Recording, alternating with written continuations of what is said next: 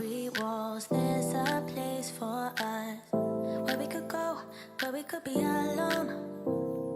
Between city lights, we don't have to hide. I wanna go, do you wanna follow? There's something in the air, I can't explain it, but it's there. Ain't nobody gonna find us in our secret love affair. I don't wanna have to hide no more, it shouldn't be unfair. I wanna go, and I wanna know, do you wanna follow? Baby, do you wanna follow? Come with me, do you wanna follow? Baby, can't you see that? I wanna go, and I wanna know, do you wanna follow? Baby, do you wanna follow? Come with me, do you wanna follow? Baby, can't you see that? I wanna go, and I wanna know, do you wanna follow? I can't understand why we can't hold hands, but they don't know what we have is real love.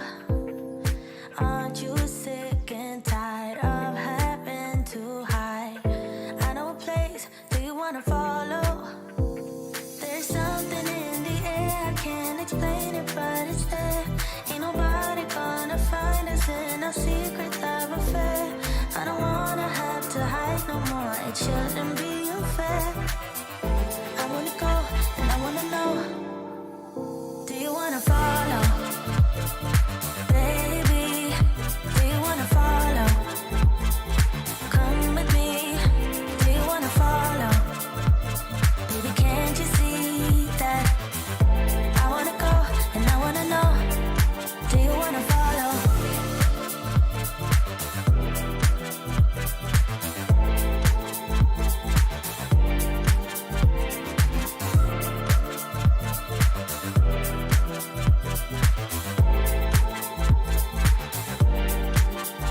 Do you wanna follow? Baby, do you wanna follow? Come with me, do you wanna follow? Baby, can't you see that? I wanna go, and I wanna know, do you wanna follow?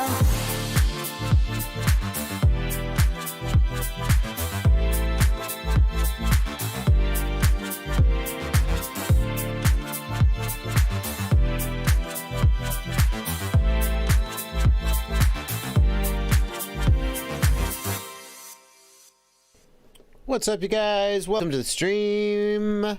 For those of you who are listening to the podcast version of this, we're watching the flight video. My Kanye West, was it Stronger? My Kanye West Stronger video. So, I mean, it's the full video has been posted on my channel. I think I was like, yeah, there's like another 45 seconds. Let's just let it play out for those of you who missed it.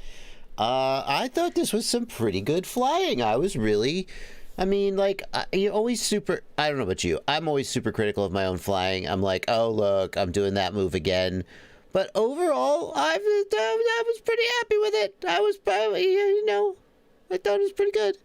Just speaks to how freaking useful, you gotta have music. To do your best freestyle, you gotta have music. This I love this song. I know, there we go, that's the end right there. I love music, this song specifically. That,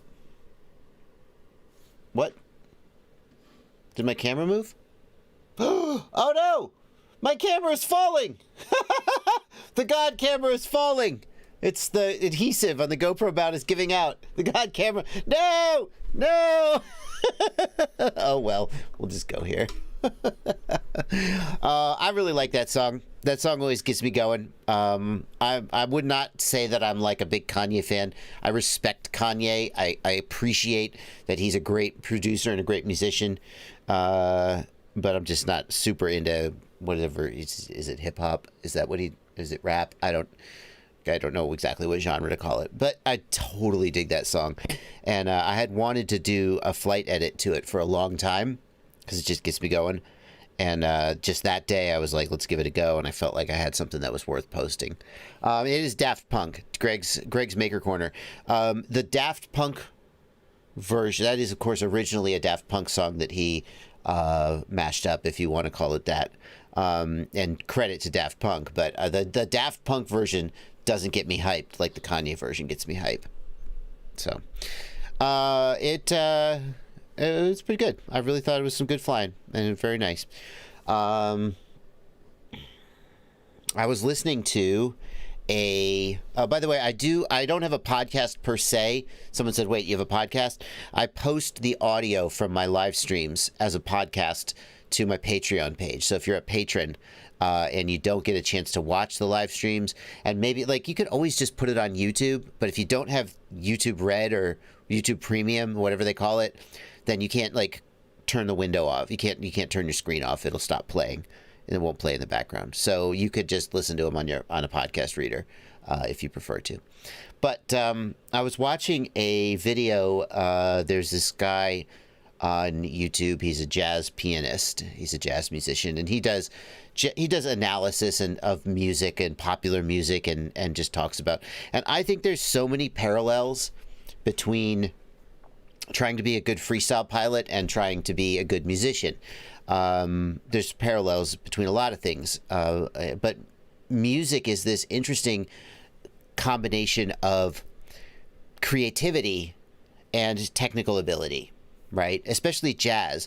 If you're going to be a classical musician, then I'm not a classical musician, but my impression is if you're a classical musician, you want to just play the music pretty much as written.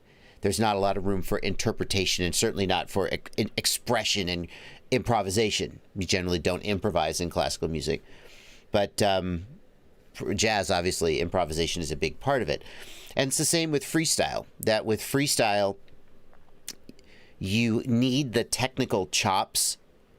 Because if you don't have the technical chops, you can't improvise. You'll be limited both in what you're physically capable of pulling off and what your mind is capable of thinking of doing. But the more you build your technical ability, the more your capability to improvise expands. And you have to find a balance between being creative and being expressive and just doing what your muscle memory kicks out. And that was the thing I thought of as I was watching this video. As I was flying, I was like, my hands are just doing the same thing again and again. And you have to kind of rein that back in. Because, if you're a musician, there are maybe certain like licks, let's call them, that your hands will just kick this lick out. It feels good. It's in your muscle memory. It sounds good, and it's easy. And so if you go, I'm just going to improvise, man. Boom. Your muscles will take over, and you'll just start playing the same lick over and over again, in a sense. And that happens when I fly freestyle too. And you have to go, oh, stop. I need to actually think and be creative. At which point you actually are less proficient in a way, but you're doing something more interesting. Anyway, very, very, very, I've really enjoyed doing that. So thank you guys. You go back to the safe spots on the fretboard. Exactly, Technodrone. And the thing is, when you are performing, like here's the analogy I like to use. You go watch Cirque du Soleil or some acrobat performer. You do not want to see them actually putting their life at risk. Penn of Penn and Teller says, when magicians do a trick that appears to put the magician in danger, he's going to handcuff himself and go into a tank of water, or they're going to do a bullet catch. Penn of Penn and Teller says it is irresponsible to put the audience in a position where the performer is actually in danger. You want the perception of danger, but in fact they practice it so many times that it's safe. So when a Cirque du Soleil acrobat does a tightrope act or does a giant triple quadruple backflip, they've practiced it so many times, they are not actually outside their comfort zone. And as a musician or a freestyle performer, no one's life is on the line. But in order to have a good performance, you have to be within your comfort zone at least a little bit. Otherwise, you're going to make a bunch of mistakes. The time for making mistakes is when you're practicing and when you're not performing.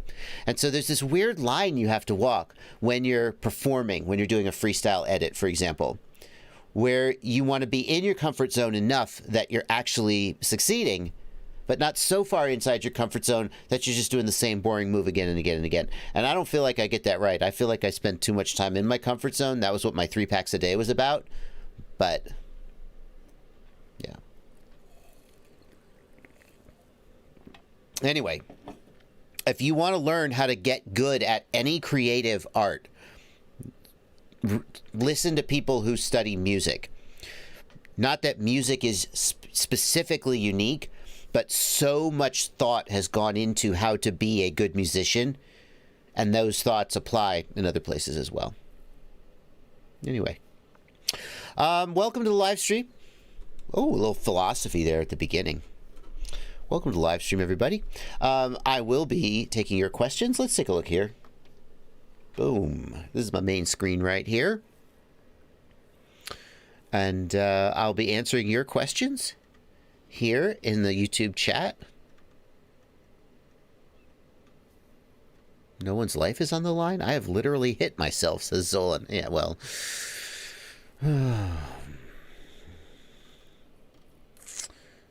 And I will also be taking questions and comments from these beautiful people here in the upper right. These are my patrons over here on my Discord server. I do have a Discord server. If you want to get on that Discord server and hang out with those beautiful people, you become a patron. Link in the video description. Costs you $2 a month or more if you feel like it. It's up to you. Hello, patrons. I always give them a chance to say hello here on the stream. We will also be playing Among Us after the stream at about 3:15. So if you are a patron and you are on the Discord server, you can get it on an Among Us game. I posted to my Facebook. Last night. Last week, I swear to God, I was in the best game of Among Us I've ever played. We lost.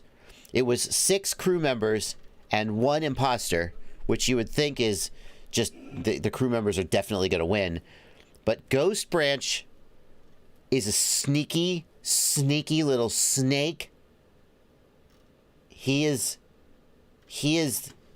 so good in this game. And he posted a replay from his perspective.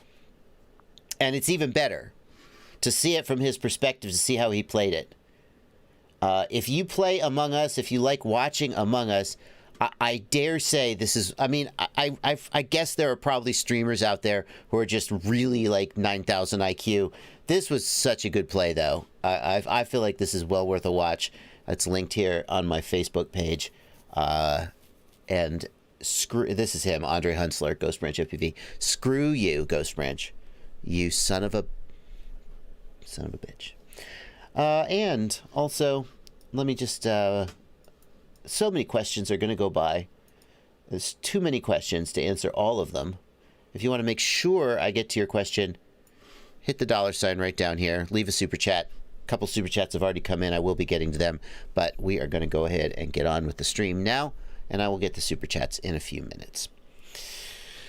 Cannon Hughes wants to know, is there any way to delete code that I put on the aux channels on the CL1? I did the change VTX output power. How do I delete it? So Cannon Hughes, you went into the CLI and you typed, hang on. Let me plug my flight controller in here. I have a little flight controller I just keep on my desk just so I can bring Betaflight up and look at things. Now, let me plug that in real quick. I'm going to show you. So you want to get rid of the VTX stuff. And the way you do that is... Hang on. There we go. Blah, blah, blah. We're going to go to the CLI. And if I type VTX, then you see this. This is the default VTX settings, right? This is nothing, okay? So what you're going to do is, like, just take one of these lines, VTX 900 900 900, and you're going to copy it. And then you need to put that back into the CLI. Right? So you just need to do VTX 0. VTX 1. And that's going to erase those lines and put them back to their defaults. You follow? So you have to do that manually, unfortunately. There's no, like, VTX Reset. No. And it would be nice if they had that. But you just need to manually put those lines back in. Jonathan Miller wants to know, why is TBS not releasing the output power of ludicrous mode? So ludicrous mode refers to TBS Tracer. They have upgraded the output power of TBS Tracer. It used to be at 100 milliwatts, which put it at a little bit of a disadvantage as far as range goes. Now they have increased it to, well, they won't say. They won't say what the output power is. The reason they won't say what the output power is, and this is not speculation, Trappy has commented on this. Trappy says the proliferation of inaccurate, cheap, inexpensive RF power measuring devices. The proliferation of power measuring devices that are not accurate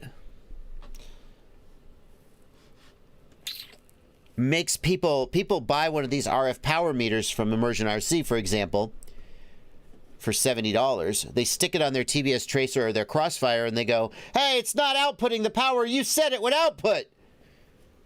And then they get mad at TBS. And so TBS's perspective is that these are not accurate. Another way to look at it is that, I mean, Immersion RC swears that they're calibrated and that they are accurate. They're not as accurate as like a $30,000 RF meter, obviously. But Immersion RC swears that they calibrate these and they are reasonably accurate. I can speak from personal experience that there's a lot more to measuring RF output power than just slapping one of these on here. For example, when I did a video, embarrassingly, but whatever. I did a video sometime back where I measured the output power of a Unify, and it did not measure what it was supposed to measure, and it turned out that I was wrong, that there was a problem with one of my connectors.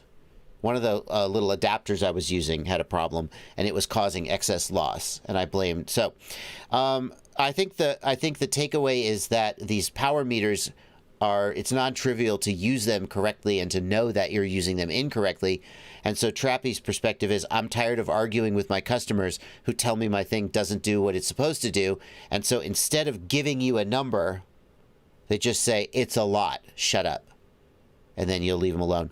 The number he gave in a Facebook post was at least 1.3 watts, I believe, was what he said.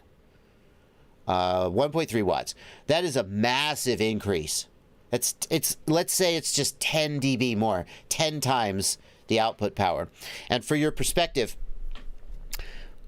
all else being equal, in a vacuum, right? In a pure scientific theoretical environment, 4 dB, 6 dB, what the fuck? What's my problem? 6 dB is a doubling of range. It's the inverse square law. Why did I say 4 dB? What's 4 dB? Nothing's 4 dB. 6 dB is a doubling of range. So you get 10 dB. 12 dB would be 4 times the range, doubling and then doubling again. 10 dB is not quite a doubling of the range, is not quite 4 times the range. Let's say it's somewhere between 2 and 4, so maybe it's around 3. I mean, you'd have to, it's nonlinear though, but it's at least a doubling of the range.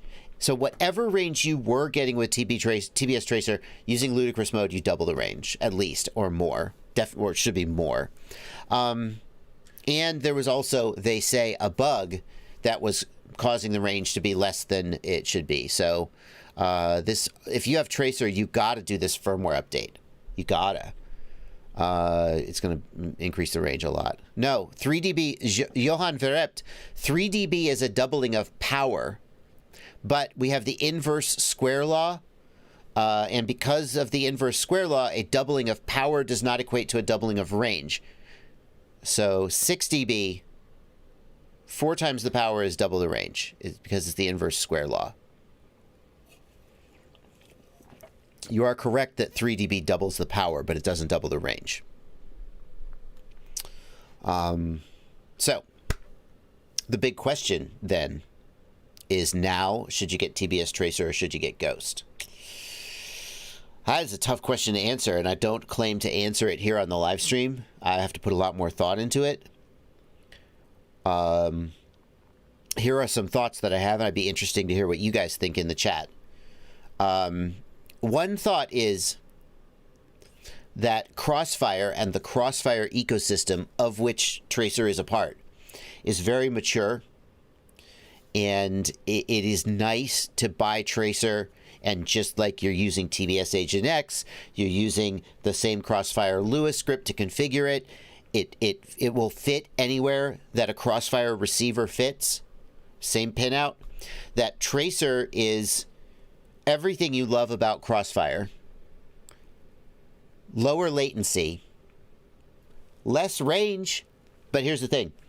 If it's enough range to outrun your video, who cares? And then the question is, does Tracer outrun your video? So that's an argument that Tracer wins. The counter argument in favor of Immersion RC Ghost has the ability to use the LoRa encode, the LoRa modulation.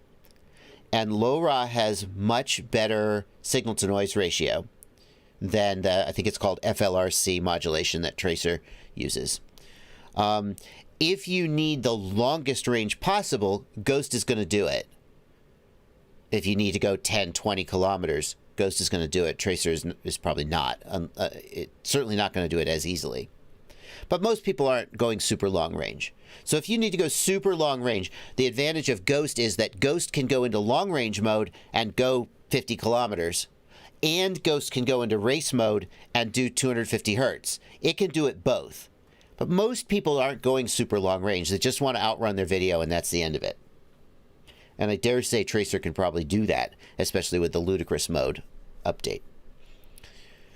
The other thing that Ghost gives you is Ghost can do the FLRC encoding just like Tracer, but it also has a unidirectional 250 hertz mode that uses LoRa.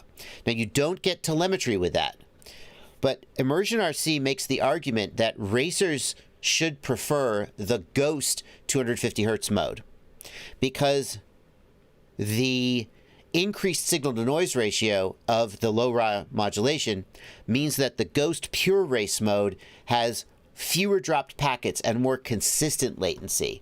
And this is an argument that I don't know the answer there. I don't know the answer there. But the argument is, it is true that LoRa has better signal-to-noise ratio than FLRC. So if you got FLRC at 250 hertz and Ghost and LoRa at 250 hertz, the LoRa is going to have fewer drop packets and less interference. I don't know. I think a lot of people don't care or don't notice that maybe more packets are getting dropped. They're not that sensitive to it and are going to buy Tracer just because they're comfortable with TBS. Dion B says Express LRS is way better than all of this and way cheaper. You are right that Express LRS is cheaper, and it doesn't Express LRS have a 500 hertz mode? Although I'm not sure what the point of that is, because I don't think that the actual gimbals are sampled at 500 hertz. So I don't know about that. Like in OpenTX.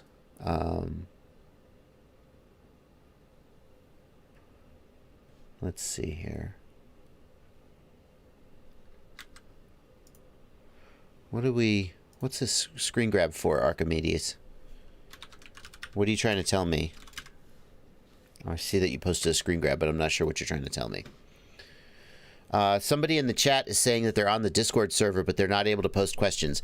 Go to the Patrons Welcome channel. If you are on the Discord server, but you can't post questions, go to the Patrons Welcome channel and do what they show here to link your accounts up.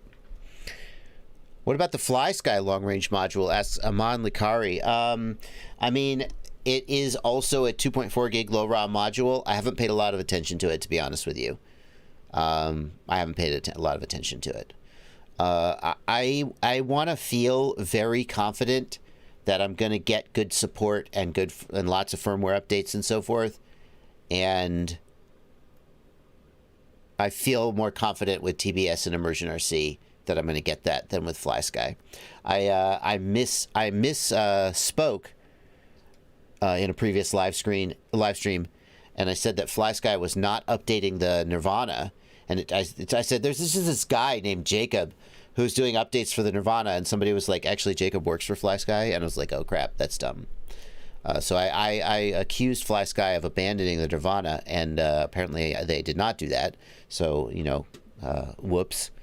But I just don't feel as confident with the FlySky one as I do with like TBS, and they're just super engaged. Yeah. Let me get back on my live stream chat channel. Hang on. All the channels on the... Gotcha.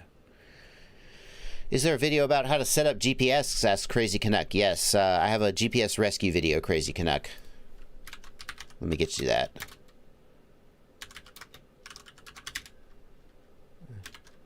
Yeah. You want result 1 and 2. Am I going to review and compare the Cobra X? Yes, I am. I have the Cobra X and the Cobra S. That is on my calendar. I haven't actually literally added it to the calendar yet, but I do plan to do that soon.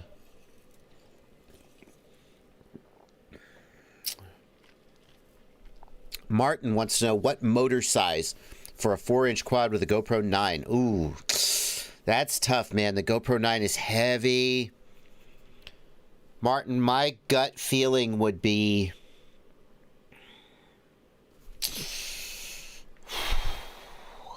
2204.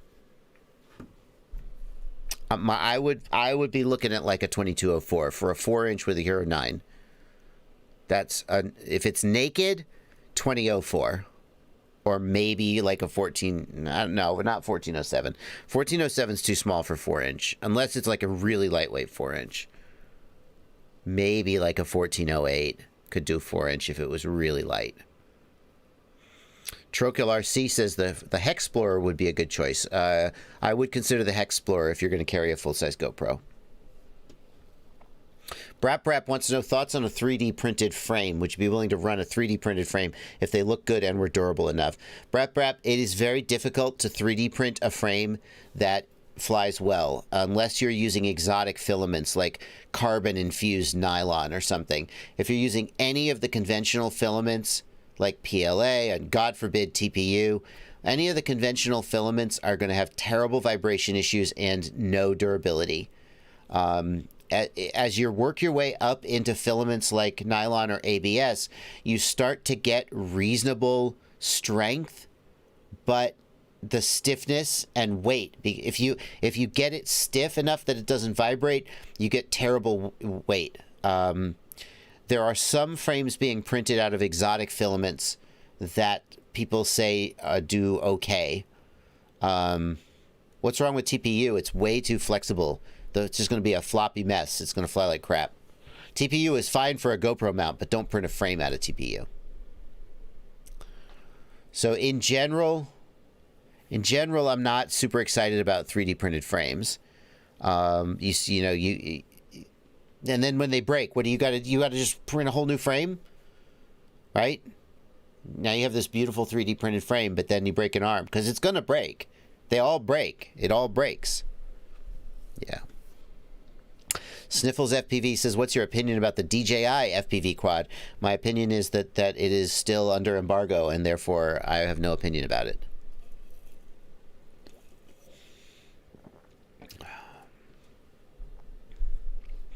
Let me get some super chats out of the way.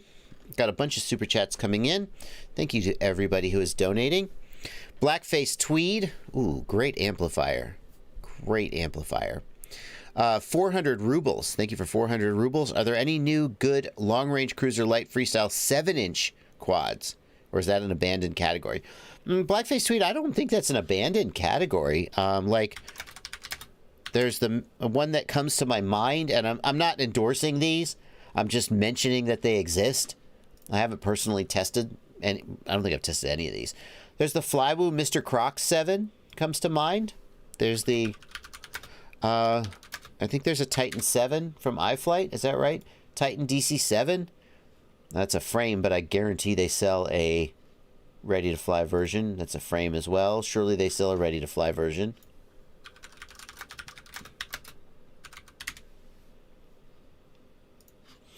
XL5. All right, shut up. Maybe they don't. Surely they sell a ready to fly. Chimera 7. There you go.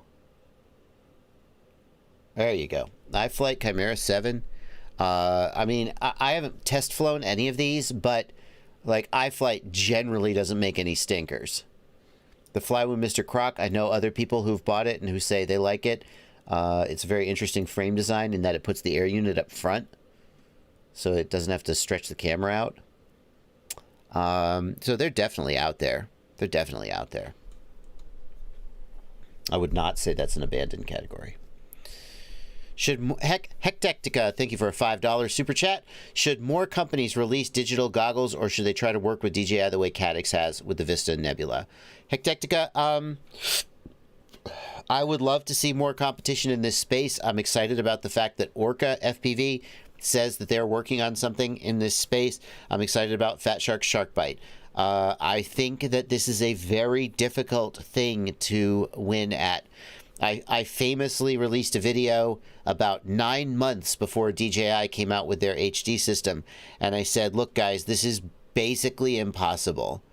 I didn't literally say it was impossible. That's just what the thumbnail said, because I was trying to, you know, obviously thumbnails need to be clicky and clickbaity, some would say.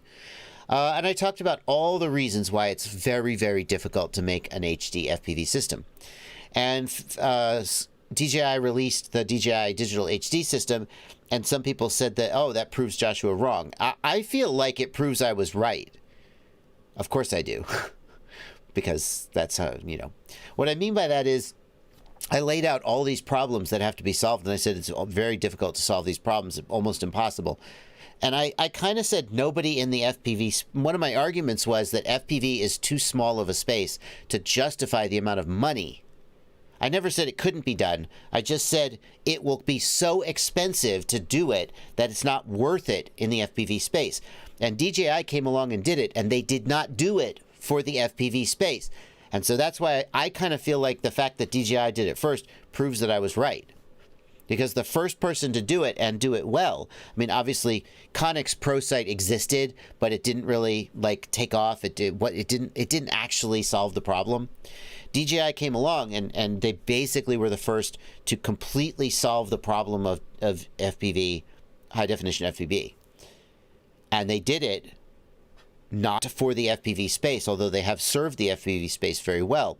They did it because they were thinking bigger. They were thinking towards high performance video links for other things, which are under embargo and which I can't talk about. So, well, it would be great if someone else did it. But all of the things that make it very difficult to do are still true. Look at Sharkbite. Sharkbite, it's not bad. If DJI didn't exist, I would be really excited about Sharkbite. I would be more... Sharkbite, hands down, better than analog. Way better than analog.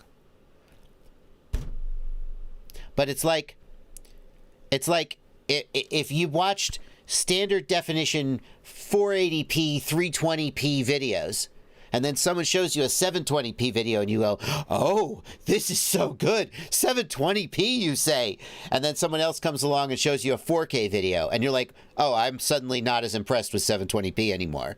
And that's kind of the situation I feel like Sharkbite is in, which would be fine if Sharkbite was half the price of DJI, and it'd be like, okay, well, maybe I'm gonna get Sharkbite. But it's not. Sharkbite is almost essentially the same price as DJI by a lot of ways of slicing it up. And the reason it's the same price is because digital HD is very, very hard to do. And in order to do it on a small scale, like a fat shark or an orca, it becomes very expensive. It is also very expensive when you do it on the large scale with DJI, but DJI has so much money, and they have the opportunity to pivot to other markets and justify that expense. And that, by the way, is what I think Orca is trying to do. Orca has talked in interviews about how their big picture is larger than FPV. Orca is talking about remote telepresence. What does that mean? I don't know. But Orca sees FPV as a jumping off point to other markets. They also love FPV, and and they're serving the FPV market. And so I feel like Fat Shark essentially focuses on FPV only, and I think that puts them at a disadvantage compared to a DJI or an Orca.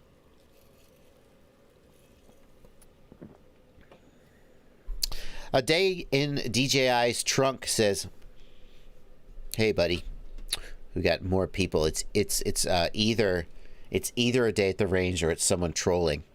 Thank you for your $5 super chat. I will be donating that $5 super chat to the people who have been defrauded by Patreon Fund. It's a charity that was set up to reimburse people who were defrauded by a day at the range. So that $5 super chat is going to be donated to that. CHHIT. I see what you're trying to get me to say. Thank you for $10 super chat. I'm not able to change my channels through smart audio. I have an AKK FX3 Ultimate. I'm on firmware 422 with the F405 Mamba flight control, and every time I switch channels, it doesn't move. The first thing you got to do is make sure that you have device ready yes in the video control, the video transmitter tab. So I'm going to give you this video. Cheat FPV. Nope. Are you gone? He's gone. CHH. There you go. I'm going to give you this video, which is my smart audio troubleshooting video, and it takes you through some steps to get smart audio working. Then once it's working, you got to get your VTX table loaded up correctly. Yeah.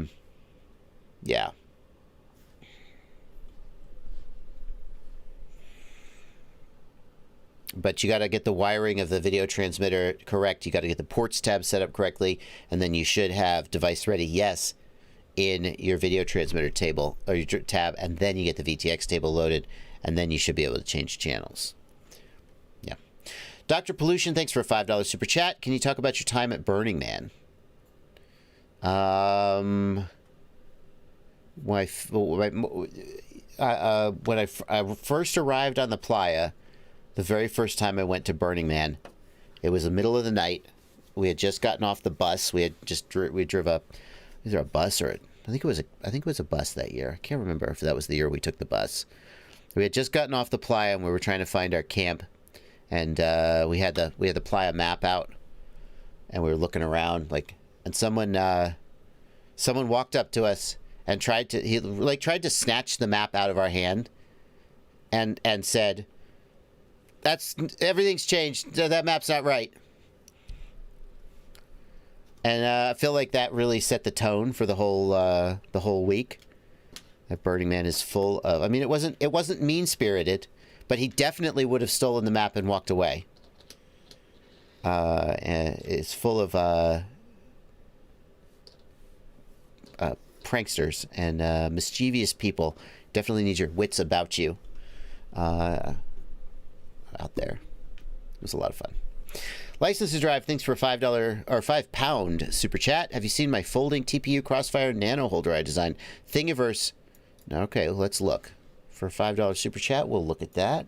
A folding Crossfire Nano TPU holder. Usually when something is folding, is this it? No, is that it? 4731250. Is that right? 4731250. That is right. Crossfire Nano holder. Huh. Oh, I guess I see what you're doing there. Does that put it is it a 30 by 30? And there's probably a 20 by 20 version too. Oh, slick.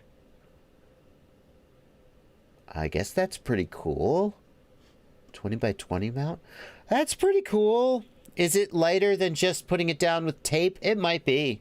It might be. What's it weigh? That's pretty slick. I'm mildly impressed. Guess it's gonna, yeah. I'll put a link to that in the chat. Nice work. Yeah, protecting all those tiny capacitors from breaking up. Just need to have access to the bind button, right? Does it have a, oh my god.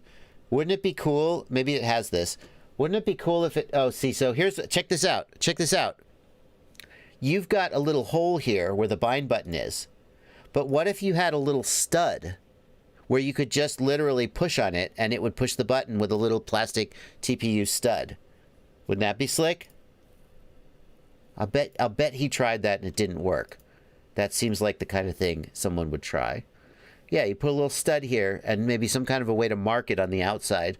And then you could just push it with your finger instead of, I don't know, maybe that's a bad idea. Very nice. Arctic Ice Quad, thank you for a 109 Norwegian kroner. Krona. The iFlight H7 Beast, what would be the board and alignment settings in Betaflight if the board is normal mounted with the USB port to the left? Arctic Ice Quad, here's what I have to say about that. Let me plug my little flight controller back in.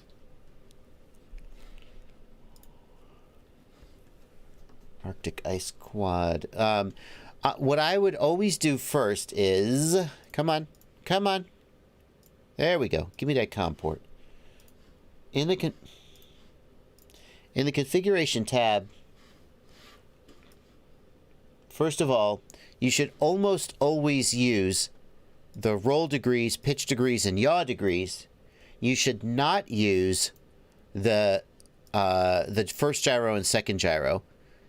You should almost always leave these at default, whatever it is. So this one, when I flashed it, it was CW0 and CW90. Whatever that is, just leave it. And then use these, because these settings, the roll, pitch, and yaw degrees, they change the alignment of the board itself. These change the alignment of the sensor on the board. And it's true, you can get it to work using this, but you're actually, this isn't going to work like you think, because let's say you rotate the flight controller 90 degrees to the left. Well, the gyro may not have been installed facing forward anyway. So first of all, always do this. But then what I would do is, however you mount it, just go to the setup tab and move it with your hand and see that the 3D model moves correctly. And if not, then rotate it however it needs to rotate to make it move correctly. FPV Wannabe, thanks for £2. The Flywoo Hex doesn't lock satellites ever. Help. Yeah, it sucks. The short answer is that putting a crappy GPS, which, let's face it, the BN-180 is crappy. Putting a crappy GPS on a tiny, tiny quadcopter full of electrical interference is a bad idea. I'm going to give you one tip, FPV Wannabe. The simplest thing you can do to try to get it to lock is to power up the GPS unit before the Vista. So here's a thing that people have tried. I haven't actually tested this. Leave your DJI goggles off. If your DJI goggles are off, the Vista will not transmit. I'm assuming you're using the DJI version. If you're using the analog version, maybe you could put the video transmitter on a PIT switch. Maybe you could put it into PIT mode, but your goal is to power up the GPS unit alone and let it get its lock. And so you're just going to need to wait for like 5 minutes until it gets a lock. There are lots of other things you can do to improve performance, but that's probably the biggest one. What I like to do when I wire up a GPS is connect the GPS to a 3.3 volt rail. The 3.3 volt rail will always power up from USB. So I'll plug my flight controller into USB, maybe even just plug it in with a little USB power bank or something. The GPS powers up, but the VTX or the Vista does not. And then I wait. There are lots of other things you can do, like move the wires, twist the wires, shield the wires. None of them are guaranteed to make it work. Somebody in the chat is saying, my BN-180 got 13 sats this morning. Good for you. None of the things work 100% reliably, but you should be getting some lock. Does DJI have PIT mode? No, I don't think so. If the goggles are off, though, the air unit won't be transmitting.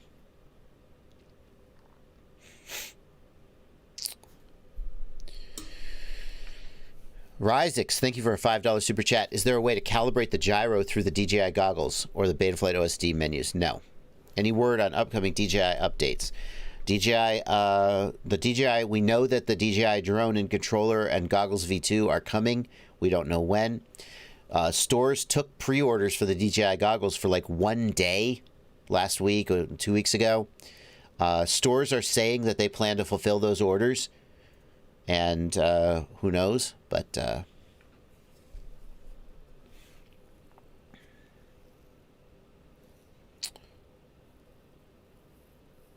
what is pit mode? Pit mode is a very low power video transmitter mode. The video transmitter is not transmitting, basically. Diego Dominguez, thank you for a $5 super chat. Hello from UTRGV, Joshua. I am part of my university ASME 3D printed quad team. We're having a lot of trouble with our quad. Could you help us out? Yeah, 3D printed quads are a bad idea. Don't do it. I could probably help you, man. I appreciate the super chat. You should definitely just email me and we'll try and figure it out. Mitch Rutherford, thank you for a $5 super chat. Need a flight simulator for quads. Cheap, and I'm super new to this. FPV Freerider. I think there's still even a free version of FPV Freerider out there, so that's what you should use. Kali Drone Killer FPV. Oh, wow. $50 super chat. Thank you. Wow, two $50 super chats. Spent $100. Thank you, Kali Drone Killer FPV. That is incredibly generous. Thank you so much. I just wanted to say thanks for your help over the years. You helped me with my first quad in 2017, and I can always count on you. Thank you. That really means a lot. It means a lot. The number one thing that keeps me going is when I answer a question and somebody says, "That was it. I'm flying now," and that feels really good. So I really appreciate that. G Strondel, thank you for £2. Noisy video on my 7-inch octocopter suggestions. I'm going to assume it's analog.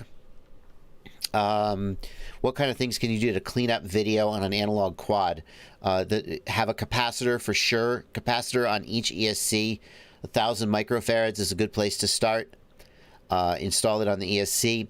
The other thing I like to do is change how the camera and the video transmitter are powered.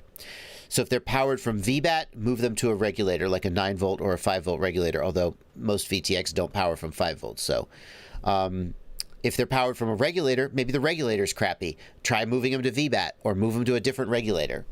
Power the camera and the VTX from the same source. That sometimes works better.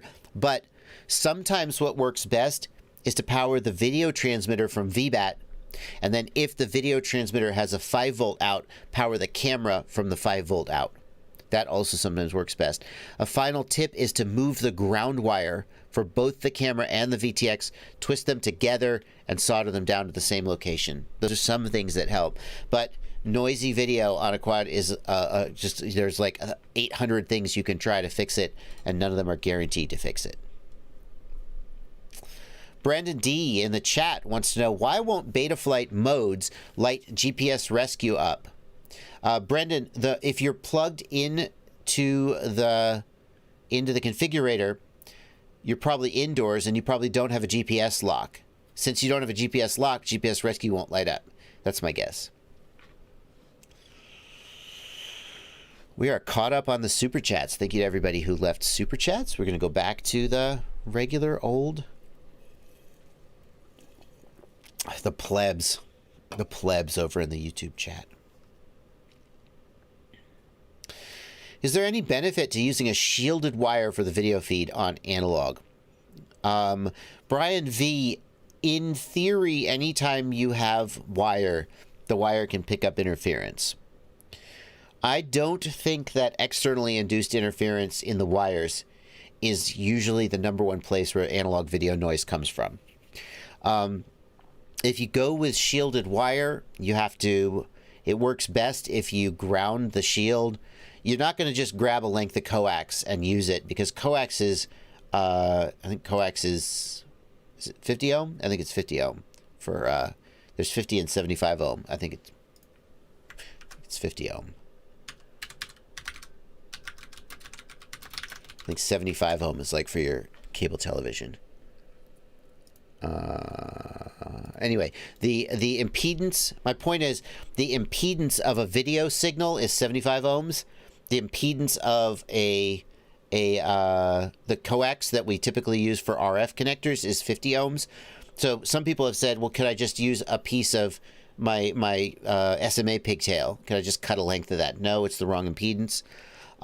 So just there isn't a lot of precedent for shielded video cables at the scale that we're talking about. It's probably going to be difficult to make it work right, and it's probably not actually going to solve the problem that you're having. So I don't think there's a lot of benefit there. Right, Zolan, thank you. The output of the video connector, if you measure between the video pad on your video transmitter or the video wire on your camera and ground, you should measure 75 ohms resistance. And some people are surprised and they're like, should there be continuity to ground? Well, like 75 ohms isn't continuity exactly, but that's normal. The video output is 75 ohms characteristic impedance. And so if you're going to use a piece of coaxial cable, you need it to be tuned to 75 ohms impedance. How do they do that? I don't know. The thickness of the dielectric? I really don't know. But the 50 ohms is what the coax cable we typically have is, because that's what RF coax cable is tuned to. Are you going to review the Cobra X? Yes. Yep, definitely. The SkyZone Cobra X, I am going to review it. When do you expect digital FPV to have a reasonable price? No way to know. I mean, many people feel that DJI is reasonable given what it delivers. Many people feel that DJI is overpriced and they can't afford it. Right now, you could spend $500 on a set of analog goggles. So some people say $300 for analog goggles is too much. They should be $100. So when will it have a reasonable price? I don't know. I wouldn't hold my breath. Game of Drones says, I want to wrap Kapton tape around my video transmitter. Will it melt? The Kapton tape won't melt. Kapton tape specifically designed to not melt. It will somewhat increase the temperature of the video transmitter, but you got to shield it somehow, so it's either going to be heat shrink or Kapton tape. You decide.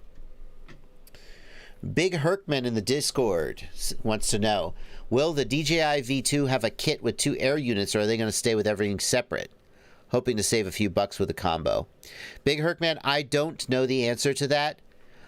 I would assume that they're going to keep the kit that they have had.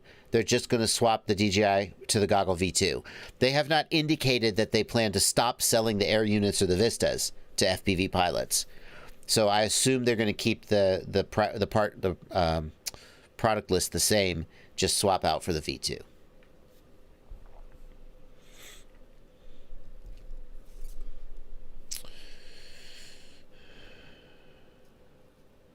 Is a dead cat frame worse for freestyle than a true X? Asks Ziga Losin. A dead cat, I wouldn't say that it's worse. The geometry is going to affect the handling a little bit, but our motors and our PID controllers have enough power and enough processing to be able to compensate for the slightly unequal geometry. So I don't think a dead cat is inherently bad for freestyle. It's a little bit worse. It's a little bit different. If you're doing a lot of snap moves, you may find that you notice a little bit of coupling in the axes. A pure X geometry is the most neutral, but I wouldn't steer away from a dead cat just because I was worried about the handling.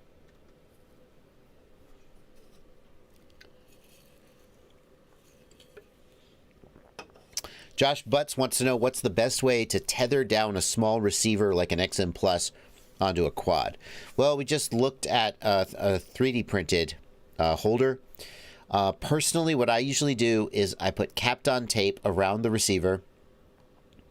Then I use some Scotch Extreme mounting tape.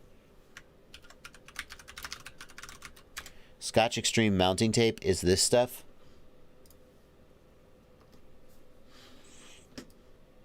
Let me get you a picture. It's this stuff. And I'll take a little bit of that and hold it down. I don't trust this by itself to hold it down over time, so I also will typically use a zip tie. I won't make the zip tie crazy tight, just tight enough to make sure that the receiver stays engaged with the tape. And that's how I do it. Servo tape. I think that this is what most, by the way, sorry. Notice I'm not making this up either. I purchased last purchase 2017. Wow. I'm sure I've bought it since then. This is the 1-inch version. Maybe I didn't buy the 1-inch version. The problem with servo tape is, if you search for servo tape, you end up actually... You sometimes end up with something different. So this stuff is what I would call VHB tape. Very high bond tape. This is similar to the Scotch Extreme mounting tape, but a little bit different. I mean, I'm not sure sort of like chemically what it's made of, but it has a little bit of a different characteristic in the way that it holds. But you don't want to actually accidentally buy this stuff. This stuff is called servo tape, but it's a thick foam, and it is really not what I would want. So I use the 3M or the Scotch Extreme mounting tape with a zip tie to help make sure it stays engaged. Kapton, Patrick O'Neill, Kapton.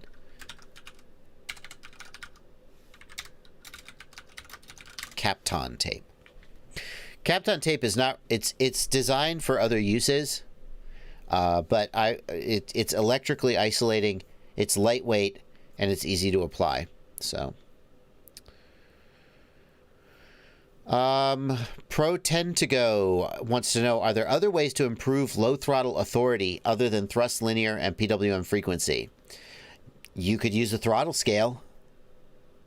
You could scale the throttle down and you'll get better precision at low throttle. That's probably not what you meant though. You want authority. Change motors? Yeah.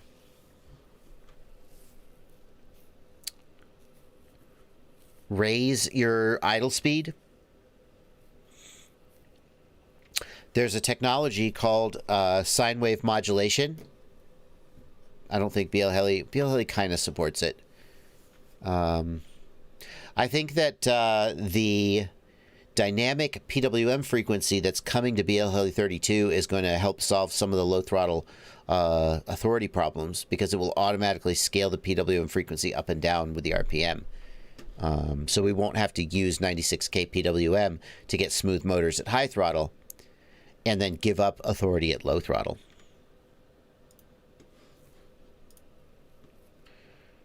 Oh, yeah. Uh-huh.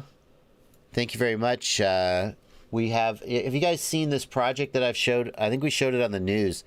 There's a project where a guy is like, he's installing LEDs in the motor.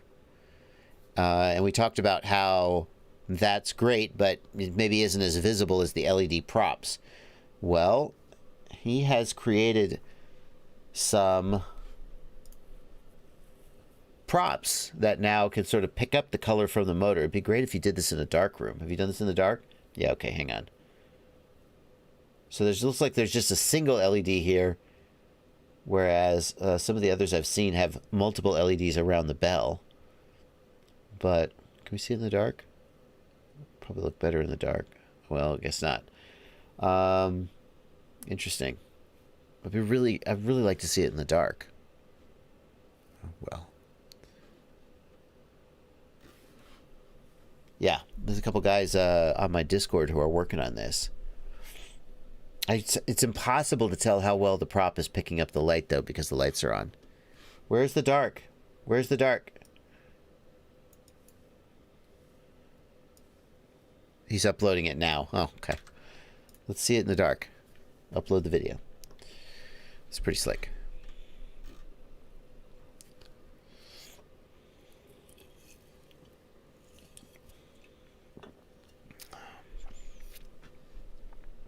Blackface tweet, thanks for 200 more rubles. 75 ohms for coaxial cable is calculated from the diameter of the wire and the dielectric jacket. So I was right that it has to do with the dielectric. Cool.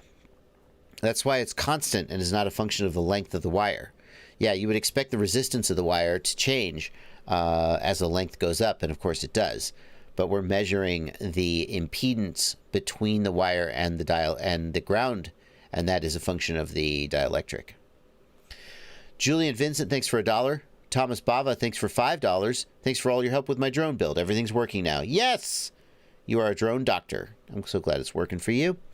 And FPV Wannabe, thank you for £2, giving me an opportunity to plug my website. He says, what's a good website where I can get product recommendations? Oh, well, since you asked and left a super chat, I'll mention my website here, the Ultimate FPV Shopping List. The website is fpvknowitall.com, and we got the Ultimate FPV Shopping List, which has product suggestions. Update this about once a month. We go through it and look for any products that need to be removed or updated. So if sometimes people wonder, has it been updated? Like, for example, the eMachine EV800D is like, that's super old. Guess what? That's still pretty much the best goggle around $100. The fact that it's a few years old, who cares? When someone makes something better, I'll take it off the list. For now, that's the best at that price. So, yeah, anyway, that's my website. Thank you for the opportunity to plug it. Check it out when you're wondering what I recommend.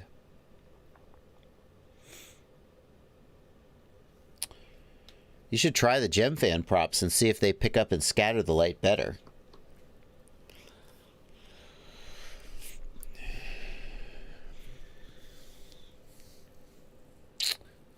All right. What do you think about the TBS Unify Pro? Asks Peter Lucas. I mean, Unify Pro is one of the best VTXs you can get, right? For sure. Nowadays, it would be the Pro 32.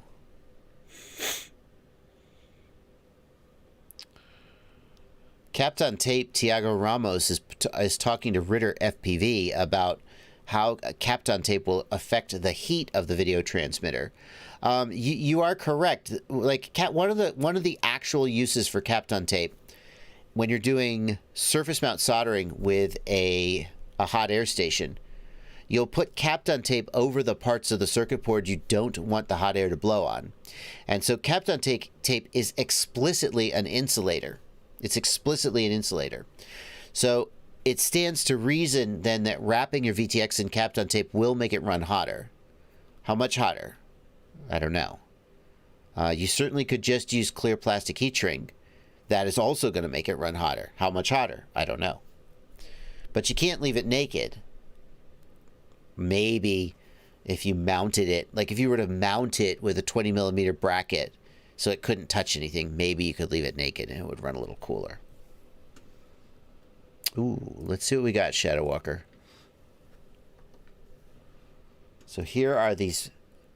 Now again, what I want you to know about this is that the LED is inside the motor bell. It's in the stator rather, not the bell. It is not in the prop, and that's how this technique compares to the gem fan props, because the gem fan props put the LEDs in the hub of the prop, and that makes the props more expensive and complicated. Oh, so this is actually a flying quadcopter. Yikes. It's all over the place. I need to zoom out. It's not really doing a great... I hate to be a hater. It's not doing a great job of picking up the light. I mean, it's scattering it a little. But the fact that the LEDs are facing up and can't really shine out to the props, and then there's nothing in the props to really scatter the light to make a ring. It's not fantastic, I would say. The LEDs in the motor are really freaking slick. The prop needs some improvement. It's got a little bit of work to go, but yeah.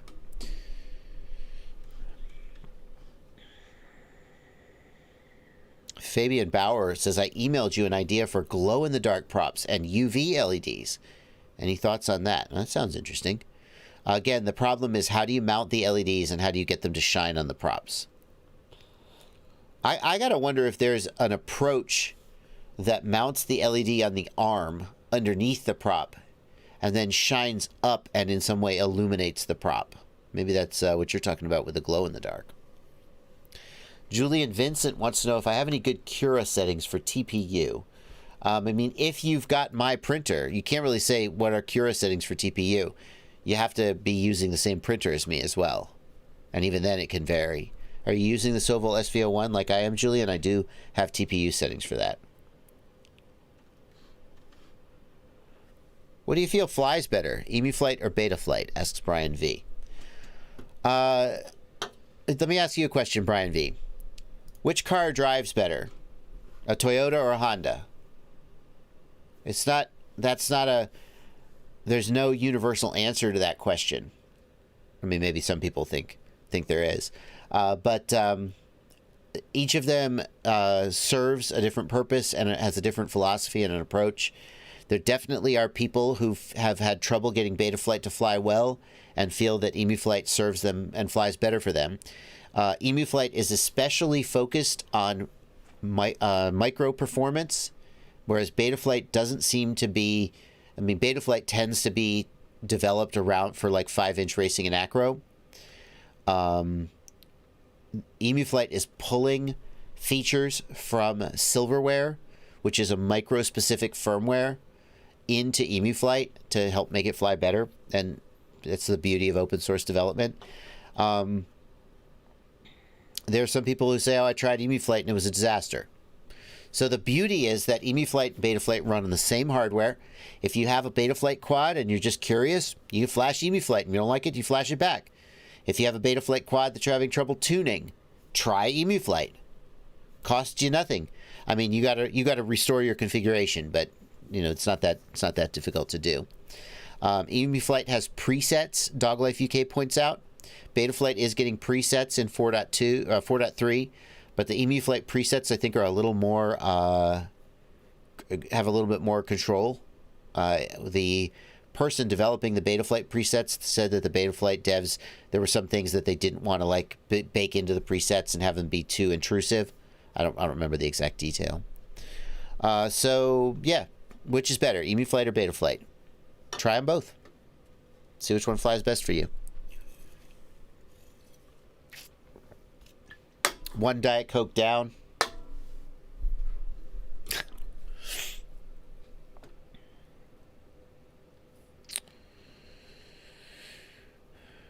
Project Mockingbird is using EmuFlight for their tunes, for their micro tunes, and that alone is enough to move. I mean, whatever.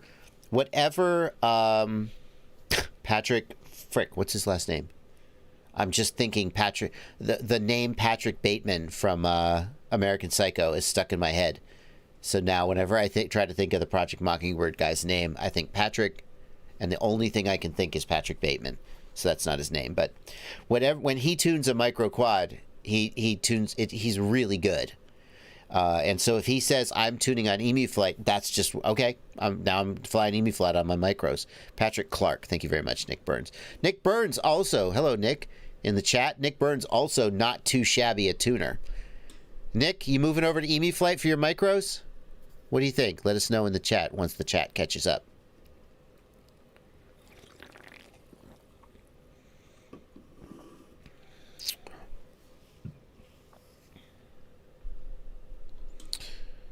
Any chance you can get your hoodies in bigger sizes than listed? Asks Chris B. Chris B. Let's look. I have a Teespring store. I don't know if you know that. Nightbot promotes it here in the chat every so often. Nick Burns says he also is using EmuFlight when he can on his micros. It really feels like EmuFlight is taking over from micros. I think it's popular in 5-inch, but for micros, I would say many micro pilots are just moving to EmuFlight because they're incorporating so many of those micro-specific features.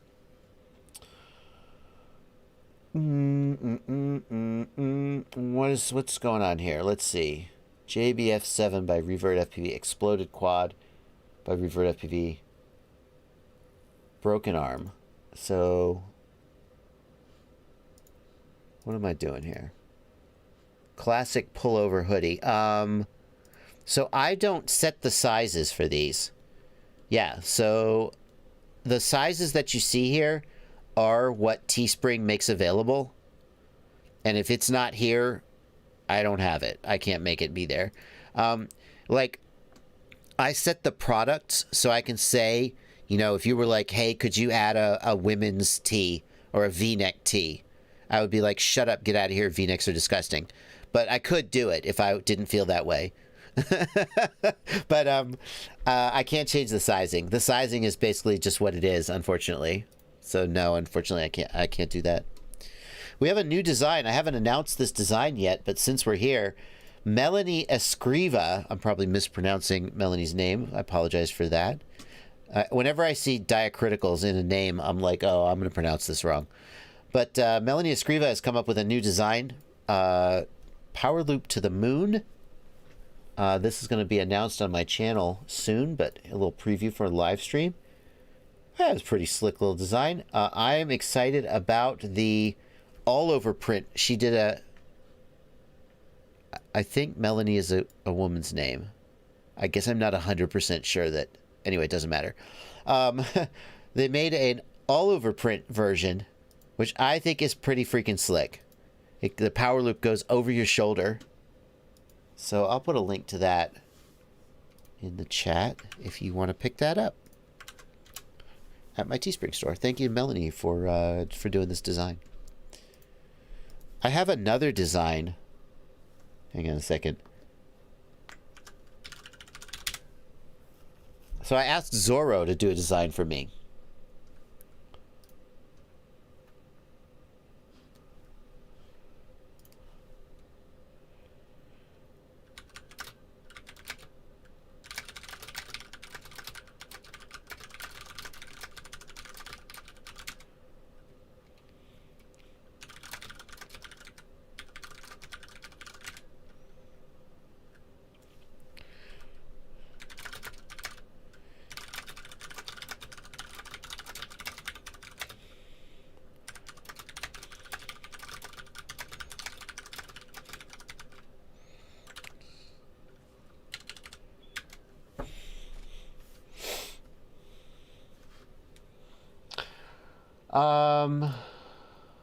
Okay. Zorro did some art for me.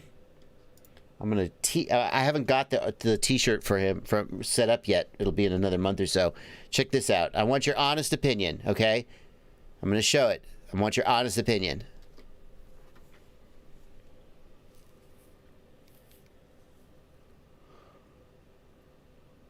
Sorry, guys. I had a message I had to respond to.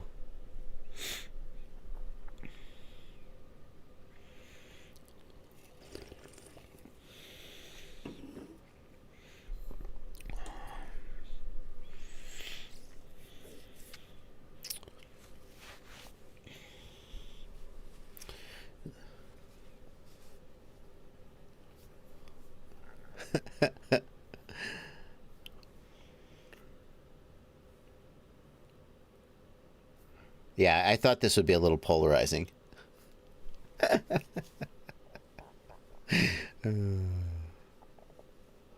thought that this design would be a little polarizing. I like Zorro's work. Yeah. I feel like Zorro is the kind of artist where when you ask him to do something for you and he gives it back, you go, okay, we're going to just run with this. Ooh, Devar is getting salty.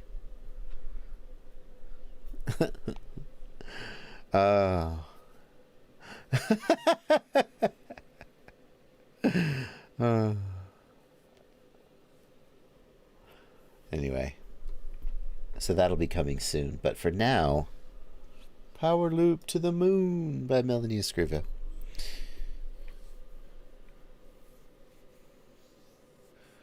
No way, IV. I have a beard now, man. I have a beard now. Anyway. People are saying Pavel Spikowski. It looks like Pavel Spikowski. Some people said Pavel stole my catchphrase. It's not like that. It's not like that at all. Oh, Pavel's more handsome. Haha, shut up.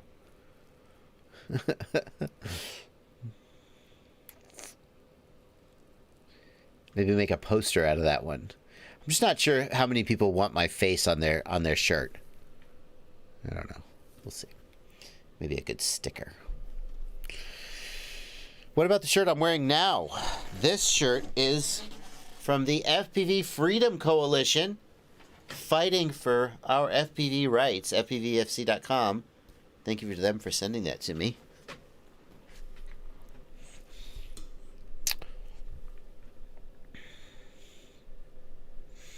Devar says, I don't get salty, I do lemon pepper. Well, I do watermelon sugar, so.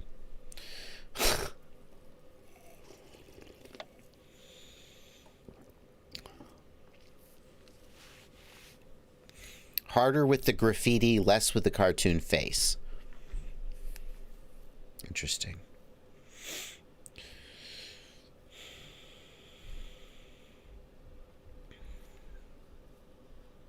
Make it make it into a mask, a face mask. Teespring supports that. I'm going to do that design as masks and underwear. James Flores, thanks for $4.20. What happened to the Woder Wyatt shirts? I don't remember who was making those. That was not an official product, though. That was not a Rotor Riot product. That was made by one of the people in the troll group, I think. So you'd have to ask them what happened to the Woder Wyatt shirts. Jack Russell FPV, thanks for £5. My Tyro 69 went into the wet grass, and now when I plug in, one motor twitches and goes full throttle. I've also got twitching on another build. If the ESC got wet and then it goes full throttle, dry it out. It may not be permanently damaged. It may still be wet, but it may be permanently damaged. That's an ESC problem, though. Moisture usually does not damage motors. Motors are, the moisture could like rust the bearing, but it's probably not going to do this. That's an ESC problem. If you're sure that the ESC is 100% dry, then the ESC is probably shot and needs to be replaced. Sorry about that. Israel Castellan, thank you for a $10 super chat. My Axie 2 antenna ripped the connector right off my Caddx Vista board. Can that be repaired somehow? Probably not. If you have a situation where there's a bad solder joint and the solder joint pops off, but the pads are intact, that can be fixed. But probably that didn't happen on a Caddx Vista. They're pretty high quality. So probably it ripped the pads off and you are boned. Here's the thing, though, Israel. Good news. DJI's warranty service is ridiculous. And now I'm not promising you that they're going to give you a free Vista, but I think you should at least reach out to them and say, this happened. And then just go and see what they say. Right? Don't be a jerk. Don't be a Karen about it. But just give them the opportunity to offer you something, and they may. I have heard of people who said that they ripped their UFL connector off a Vista and DJI sent them a brand new Vista. I'm not promising you that's going to happen to you, but I am saying it's at least worth asking. I mean, don't even ask. Just be like, hey, service. Yeah, what's up? Yeah. Just pretend to be a dumb DJI customer. They're used to dealing with idiots. Ken Heron? No offense. DJI are used to dealing with dumb people who don't know about quads. That's their whole customer base. So just pretend to be dumb and then call them up and be like, hey, my Vista ripped off, man. Never going to believe it. And see what they say. And if they go, sorry, can't help you. Buy a new one. It's worth a try. Don't call them up and say, I don't know if you know who Joshua Bardwell is, but I was talking to him on. By the way, whoever you're talking to at DJI support will not know who I am, so don't even try it. People try this sometimes. Like, I'm not going to name names, but every so often someone will CC me on a support email, and they'll email iFlight, Get FPV, whoever, and they'll CC me and they'll be like, I got this product and I had a big problem with it, and what are you going to do about it? And I'm like, why are you CCing me? I don't care. I mean, thank you. If you think I need to know that like there's a problem with a product and you're trying to inform me, yeah, more power to you. I'm like, why are you CCing me on this customer service? I was received tracking for this box and it hasn't come. I'm like, why are you telling me about this? Well, I just thought if I CC'd you that the tech support person would be a little bit more scared because they'd think you were going to... I'm like, don't do that. Please don't do that. Don't, like, CC me to try and, like, make some customer service person think I'm going to roast them on a live stream. Because even if I probably won't, just to discourage that exact tactic. I was talking to Joshua Bardwell, and he said, you're stupid, and your product is stupid, and you should give me a bunch of free stuff. Well, I didn't say that! Don't do that. It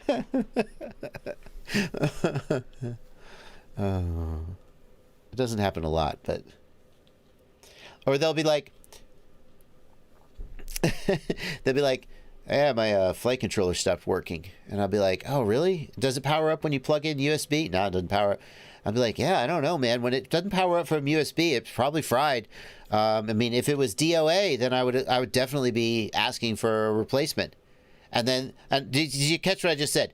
If it was DOA, then I would be asking for a replacement. And then they email tech support, and they're like, Bardwell said you should replace this for me. Be like, that's not what I said!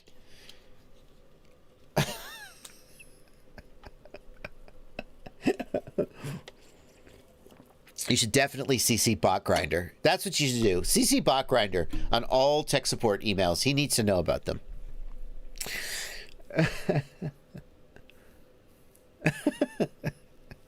Will a loose arm cause desyncs? It certainly won't help, Marvin C.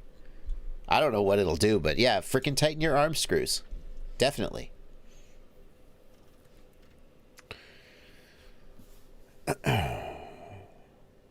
Kyle Wickline, thank you for a $10 super chat.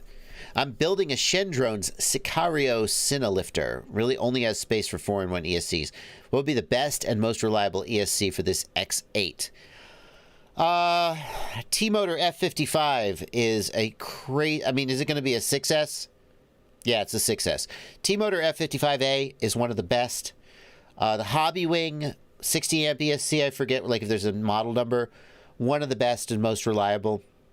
Yeah, those are some that come to mind as very, very good ESCs.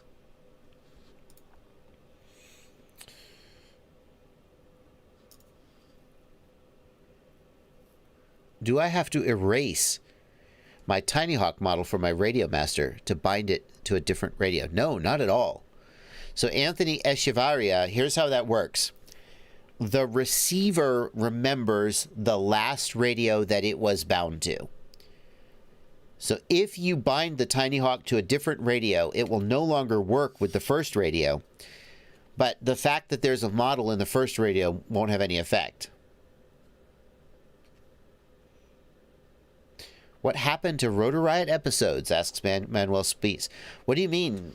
He says, Drew is posting every day. What happened? Why is there less activity?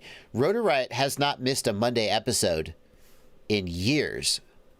Rotor Riot has posted one episode every Monday. Like, I don't think they've ever missed a Monday. Now, some of the episodes were like, oh shit, it's Sunday evening and we don't have content. Let's find something. I mean, but they haven't missed an episode. Guarantee. They take great pride in not having missed an episode. I think you're going to find that you're just not seeing them because the YouTube algorithm has screwed you over. 6 days, 1 week, 2 weeks, 3 weeks, 1 month, 1 month, 1 month, 1 month, 2 months. Yeah, no, they haven't missed any episodes. They're posting just as often as they used to. If you think that if you're like, why hasn't Bardwell been posting? Go to my channel and look at my videos, and you'll see that, you definitely be subscribed and hit the bell, obviously. Hit the notification bell. But even then, like my wife is subscribed to my channel. Of course she is. I mean, it's not like I told her she had to subscribe. And she'll be like, oh, you just posted a video. I just got a notification for your video. And I'm like, I posted that video yesterday. How are you only just getting a notification? And then we're just like, must be the algorithm. Who knows? But yeah, Rotor Riot posts weekly. As far as Drew's channel, I don't know what he's up to. He kind of comes and goes because he's super busy with Rotor Riot, but he 1 week ago, 2 weeks ago, 3 weeks ago, 1 month, 2 months, 2 months. So he did have a drop here. Here's like a month where there was one video.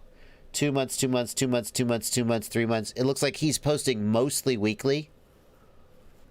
It looks like he's posting mostly weekly, but not quite weekly. And why am I, what the hell? How am I not subscribed to him? How did that happen? YouTube. I blame YouTube. That's really weird. I would swear I was subscribed to him. Sorry, Drew. I'm not hitting the bell though. I never hit the bell. The last thing I need is more notifications. Anyway.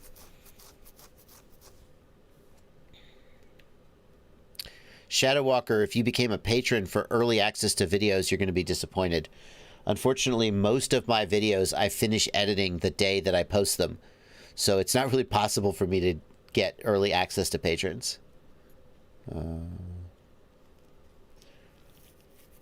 Yeah, presumably the notification algorithm is not just Bardwell posted a video, let's notify every single subscriber. Like, presumably YouTube wants you to watch the video.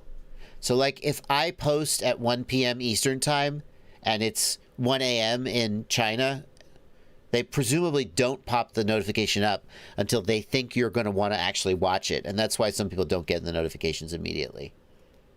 But you got to subscribe and hit the bell. That's the number one thing you can do.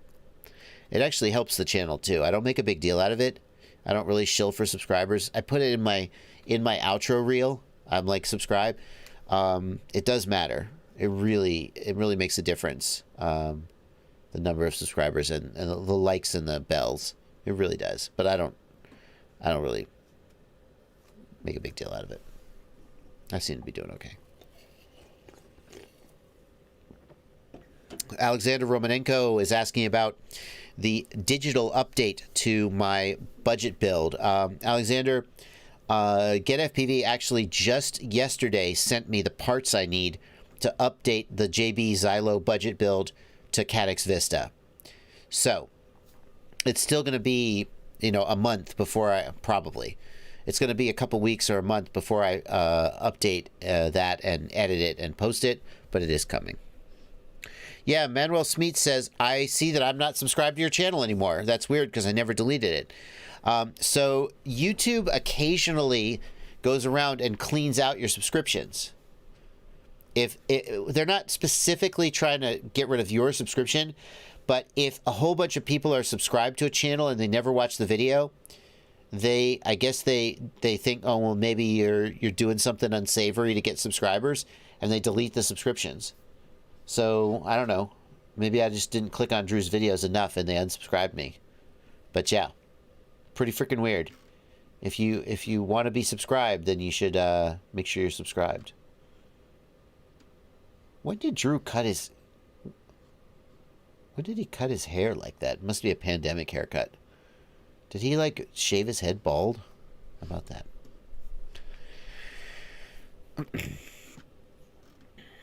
What's Stingy doing these days? I haven't seen him in a while. Hope he's doing well. Well, I mean, for all we know, he's posting. And you're just not seeing the videos because the algorithm is screwing you over. Let's see. What's Stingy up to? 2 months ago, 3 months, 3 months. Yeah, he's not posting very much. I see that. 4 months, 4 months, 4 months. Stingy's back! Oh, nope, turns out not as much. 9 months. Yeah, so 9 months ago, he did Hops and Props. And then he moved. He said, we're taking a hiatus, but we will return. He moved out of Atlanta. He got a job and has been working the job.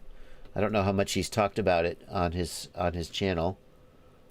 He did come out of his groundhog hole to talk about TBS Tracer because he was a test pilot for them, but it does seem like I'm gonna guess he's busy with his work.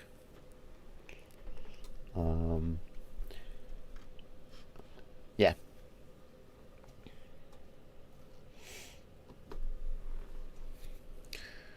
Where's the tea? We are drinking Diet Coke today. Diet Coke. Mr. Steele, Eddie Nunes says Mr. Steele has recovered from COVID. That's good. Mr. Steele got COVID. Glad to hear he's recovered. Is Stingy flying again?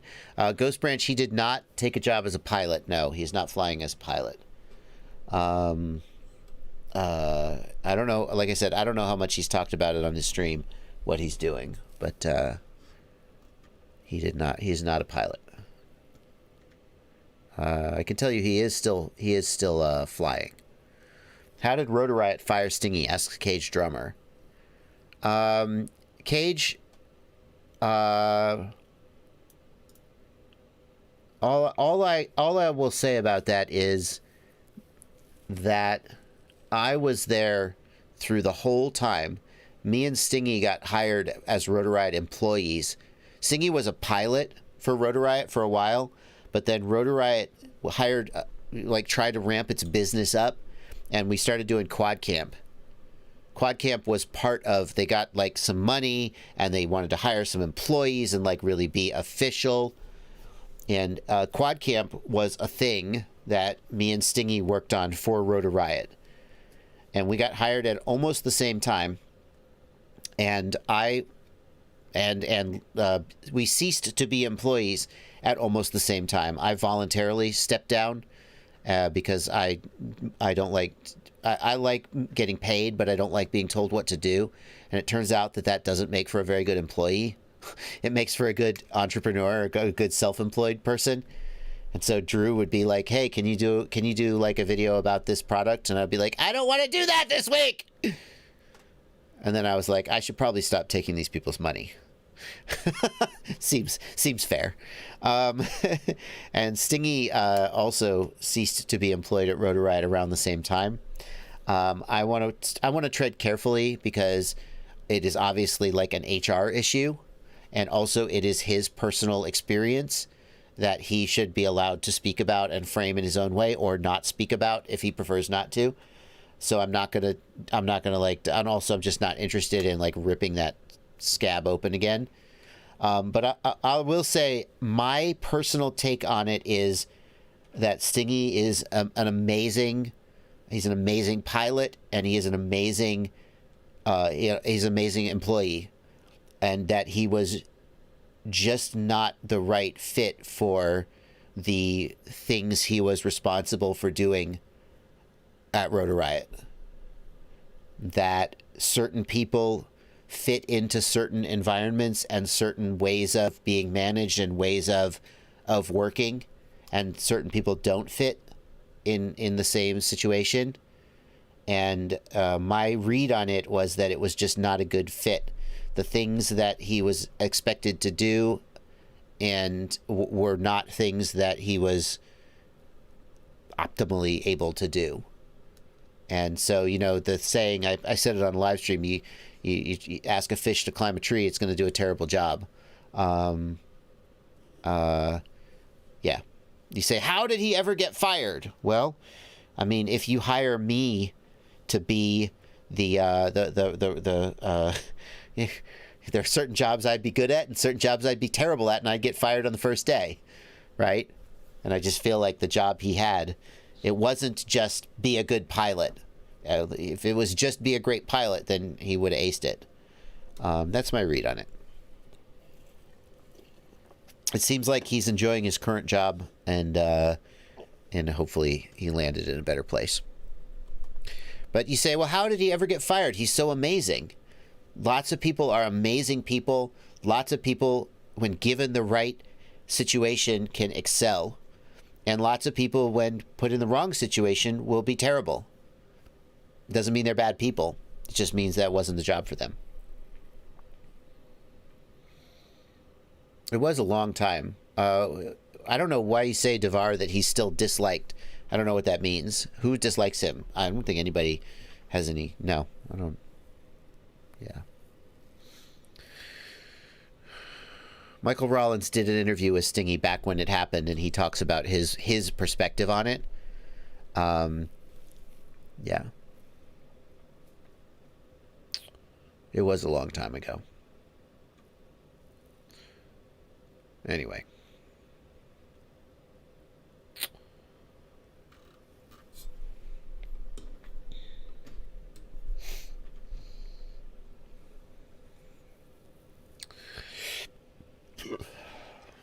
Ghost Branch FPV says, being an airline pilot is stressful, but it sounds like it would be a pretty awesome job and hard to walk away from. I think most people who are airline pilots would agree that it's pretty awesome to get to fly a plane. Every job eventually just becomes a job, right? I mean, and especially airline pilots right now are struggling because the airline industry has really taken a hit from COVID. So I know a lot of people are, yeah. Fairly Functional says he refused to take a 50% pay cut at Rotor Riot. There's a lot about that statement that is, I don't even remember if that number is correct, but there's a lot about that statement that's let's just say incomplete. But I'm not going to go digging into that nonsense again. Yeah.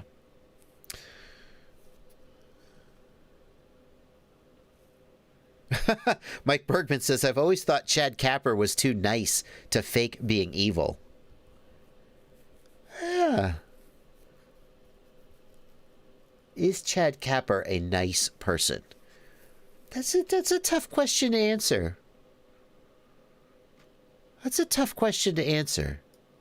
What does a nice person mean? Anyway. What's the release date on the Flow State documentary? Asks Cage Drummer. Cage, I can tell you that the Flow State... So, in case you don't know, the Flow State documentary is a documentary that I am working on in partnership with James Christensen. Honestly, he is doing all of the editing, all of the shooting video, and I mean, I guess if I had a credit, it would like be a producer role and maybe an executive producer. I mean, I'm helping him... helping to get it made. I'm putting up some of the money. He is doing basically all of the creative stuff, though. One of the things that he and I talked about making the film, and I said, you know, this film has to have people in it like Mr. Steele, you know, Stingy. It has to have everybody. It can't just be like a Rotor Riot production. And it never was going to be a Rotor Riot production. He and I met and started talking about it. But, like, it would be easy to get Rotor Riot pilots on it because they just ask and they say yes. And I said, how can we... But if it's a Rotor Riot production, people like Mr. Steele are going to say F you. They're not going to feel like they're going to get fair treatment or represented well, and they're just not going to want to have anything to do with it. And so I said to him, the right way to handle this is for you to have sort of total creative control. I still want to help make it happen, but I want everybody to want to participate. I don't want it to be even sort of like tacitly, secretly a Rotor Riot production. And so I say he and I are working on it. He is doing all of the creative stuff and shaping the direction of the film. And I am mostly just paying money when he says that he needs it. The Flow State documentary is, there's a trailer up on the internet. You can watch it. I'm not going to play it. I played it on channel when it first came out. If you haven't seen it, you can check it out. Right now, the status of the film, almost all of the principal photography, almost all of the shooting is done. I think James is still getting flight footage from pilots to use as B-roll, and people are still submitting it. All of the interviews are done. I don't think that there are going to be any more interviews recorded. He is in the process of editing it, and I think that he expects to have it edited, finish the first cut in the next month or so. As far as the release goes, one of the things that James brought to the table was the knowledge of how to take a film and then get it from just a film that you made onto like Netflix or Amazon Prime, which is the ultimate goal for the film, which I think would be so amazing to have a documentary about FPV on Amazon Prime. What the F, right? Tiger King, Mr. Seal. Yeah, super cool. And he says that what we need to do is get it released, get views on the trailer and so forth, and then get it into festivals and like get some festival awards. And then once it's got some festival accolades, then bring it to Netflix or Amazon and be, I mean, that's the short version. He has a very detailed outline for how to make it work. It's going to be pretty cool. Gabriel Reyes, why did SOG Productions ask for our logos? He wants to use the logos, the pilot logos. I think he's going to use the pilot logos in the poster. I'm not 100% sure, but I think he also wants to use the pilot logos like when he shows footage. When he shows footage, he wants to put the pilot logos on the footage. I'm not sure exactly what he plans to do with the logos, but that's basically what he wants to do. They're like, there's no logo there. Oh, well. Yeah, like here, he's got Drew's logo in the trailer.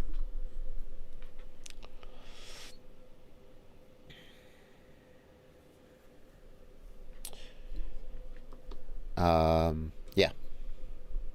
Only 20,000 views. We need way more views than that. We need way more views than that.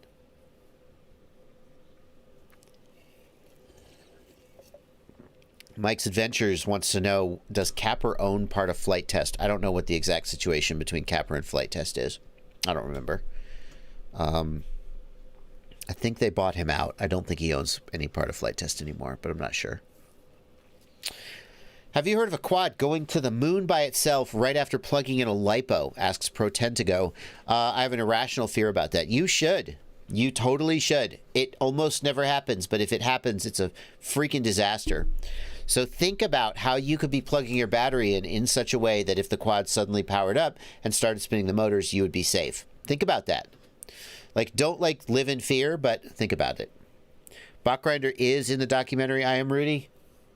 We were able to get an interview with him, and he is not in the trailer. He wasn't interviewed at the time of the trailer was cut, but he is in the interview. I've seen a rough edit of one of the chapters, and he is in it. So,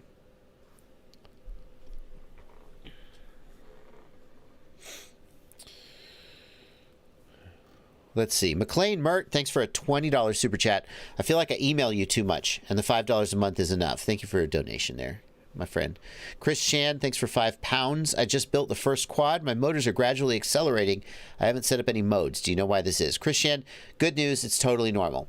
When you arm the quad and the props are off, the PID controller gets confused because the PID controller is trying to fly the quad, but there are no props. So the things the PID controller is doing to the motors are having no effect, and then it just gets confused and the motors speed up slowly. Totally normal. Not a problem. Don't worry about it.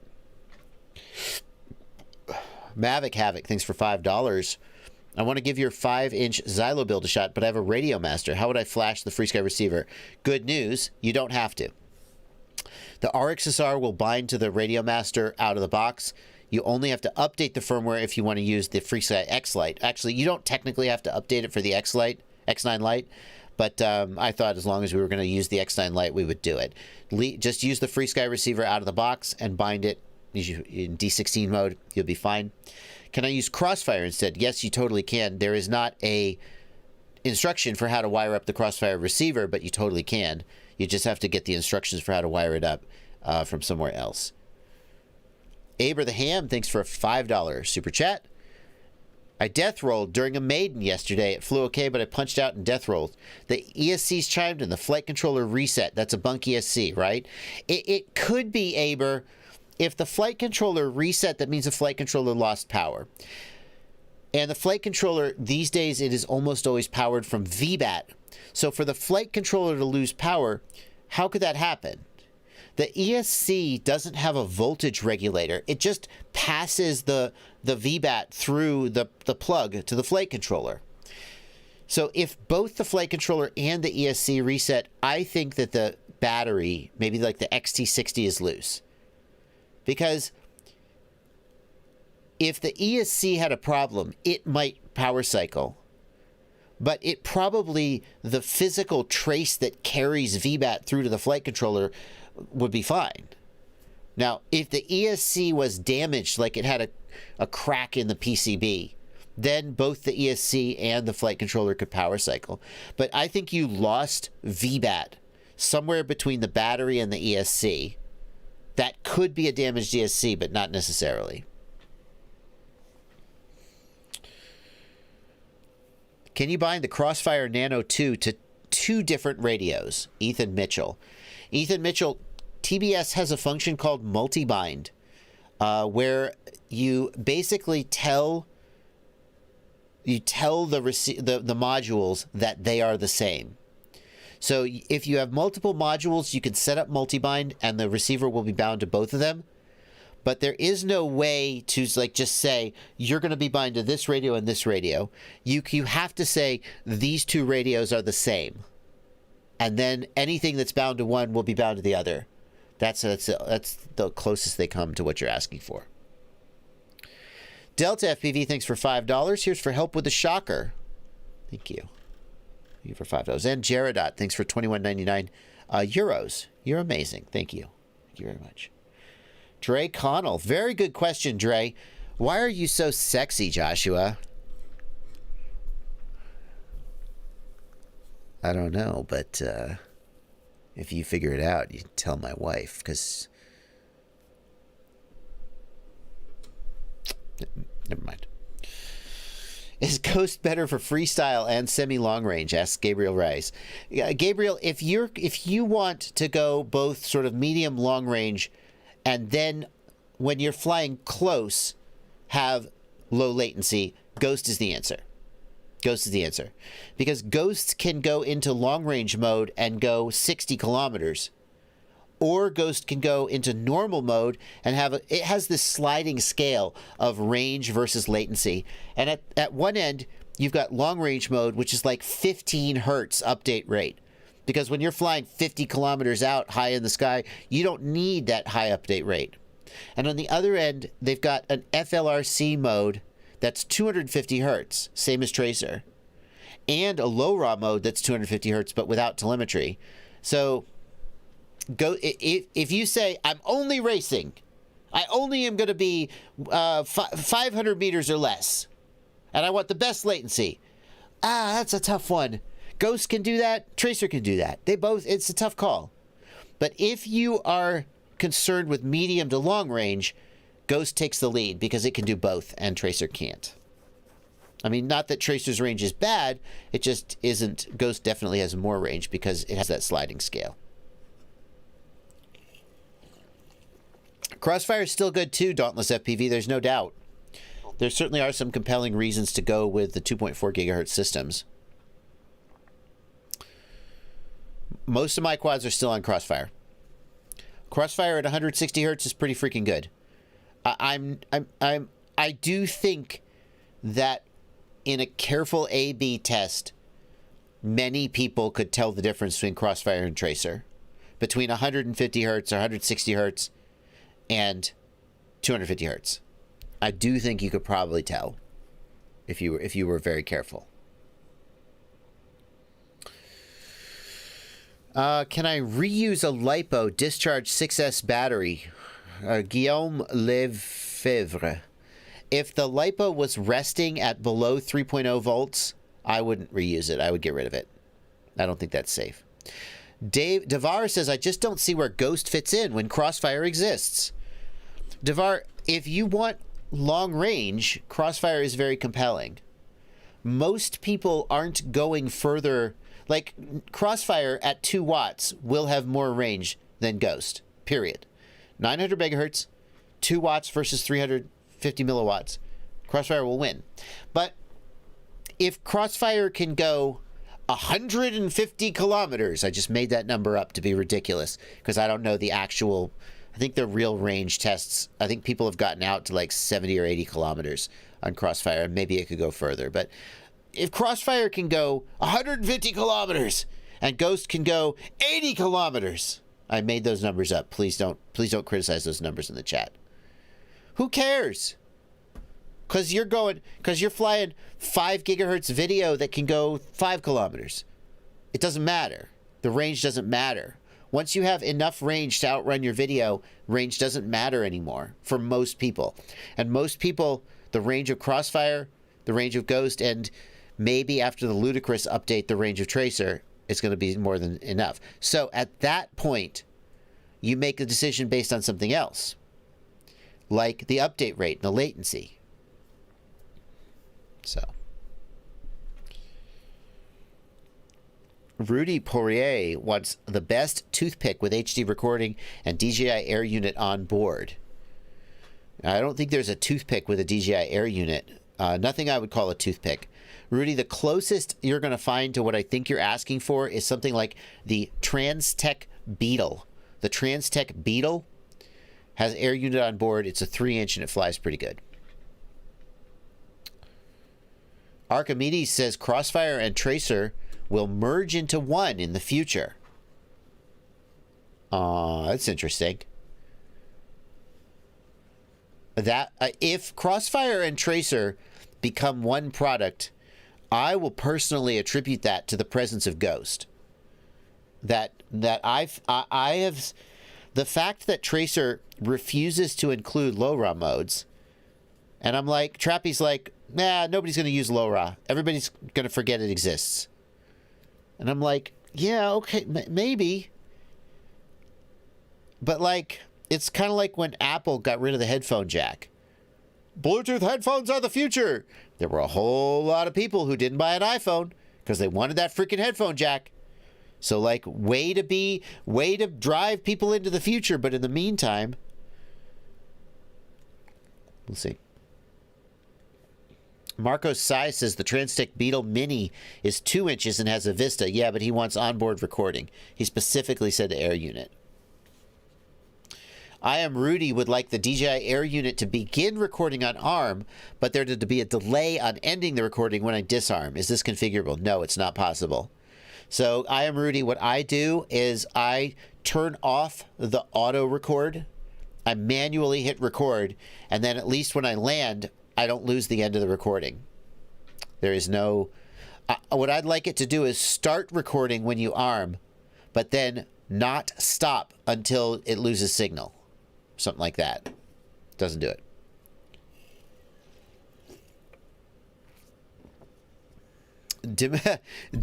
Dimitar Kolev says, you're subscribed to Rotor Riot again.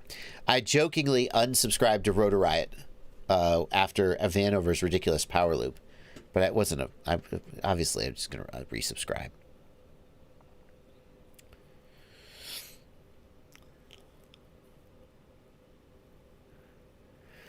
Bellamris says, I saw you were looking for a lightweight freestyle frame. Is there something to be said for a heavier loadout for juicy cruising? I just don't see the joy in Mr. Steel type flying. I just want to cruise. I mean, the heavier quads can fly longer, right? If you put that weight into a battery, you can get more flight time. And if you don't need the agility, then maybe it doesn't matter.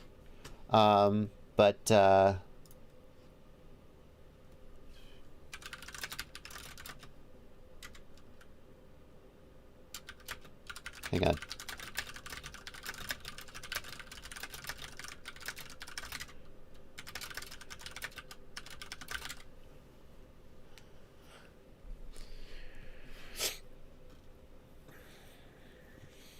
Yeah. Will you do a range test with the new Tracer update? Asks Toxic FPV. It's really tough to do a range test in a meaningful way. I have tried to do range tests before, where I try to compare two things, like just by riding down the street on my lawnmower with a receiver. It's really tough to do it. Ideally, you would want to. When I'm testing a 2.4 gigahertz device, like the range is just not enough to. Like, who cares? But for Tracer versus Crossfire versus Ghost, you really have to get it out several kilometers in order to have a meaningful measurement of the range.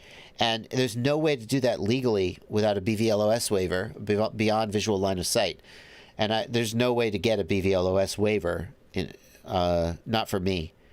So then how do you test it? Like, some people have put the receivers like on a little stick and they'll drive their car down the road. That's fine, but there's obstacles, there's hills, so you can get into a situation where you drive over a hill and they all fail safe. And you go, aha! They all fail safed. That's not right. So the right thing, like I've wondered, I swear I might do this. Could you like rent a helicopter and put the receivers in the helicopter and fly the helicopter up in the air and measure the range as if you were actually flying a long distance quad? Well, then the helicopter has like, you're inside a metal frame of a vehicle. That's going to have an effect. Oh crap, that's not going to work. So I don't know what the best way to measure. The best way to measure the range would be to put them on an airplane and fly them. But there's no way for me to do that legally here in the USA. And I just feel like the risk of doing a blatant beyond visual line of sight flight. Like, hey, anybody out there from the FAA, cover your ears, okay? You know that you're supposed to always have visual line of sight on your aircraft? So like when I'm flying at my house and I fly behind my barn, I have a spotter. I have a spotter out there who is in contact with me at all times and is helping maintain visual line of sight. Everywhere I fly on my property, someone who is in contact with me, spotting for me, always has visual line of sight with that quad. And if that was not true, the FAA could come find me.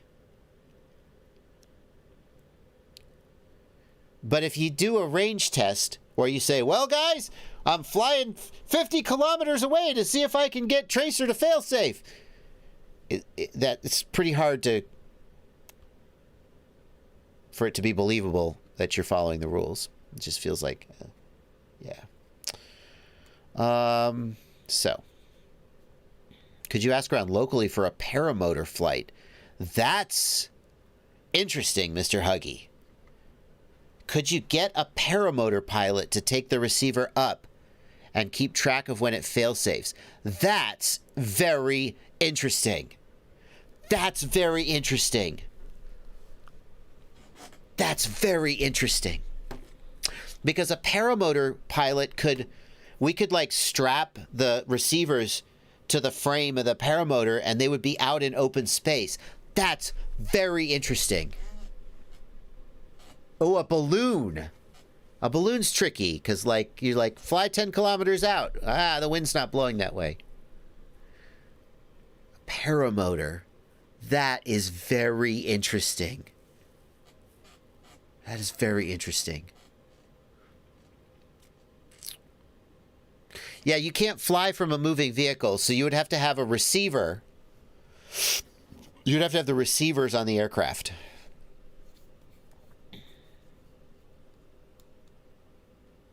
Very interesting. I got to think about that. I was tempted to do a helicopter. I mean, you could spend $500 and rent a helicopter for a couple hours. I don't know what it would actually cost. But I would be like, I do a $500 giveaway every month. I do the new product roundup and giveaway. I give away a $500 for $400 to $600. So like if I were to say, okay, I'm going to do this. I'm going to put $500 into this video. It's going to be expensive, but it's going to be a great video. I mean, that's not out of the question. But a helicopter is going to have a big metal body that could be argued to affect the coverage. And I wouldn't want to spend that money and then freaking have people tear the video apart because it was in a freaking helicopter. I don't know.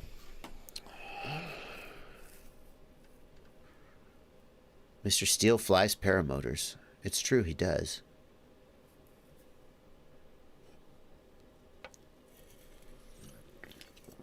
We would need a GPS, too. He'd need to have a GPS on him. We could do a GPS with a... Oh, I got it! You could get a GoPro. GoPro has GPS. You could put the GoPro pointing at the receivers and see when they fail safe. That's slick. Yeah, the problem is the spotter has to be co-located with the pilot, says Jason Kennedy. That's my understanding. You can't have a spotter in a car on the phone with you. Can you? Because Rotor Riot did that video where they were in communication. Who said you can't fly from a moving vehicle? Not under 107, Private Island. Recreational flyers can fly from a moving vehicle, but 107 can't. Anyway.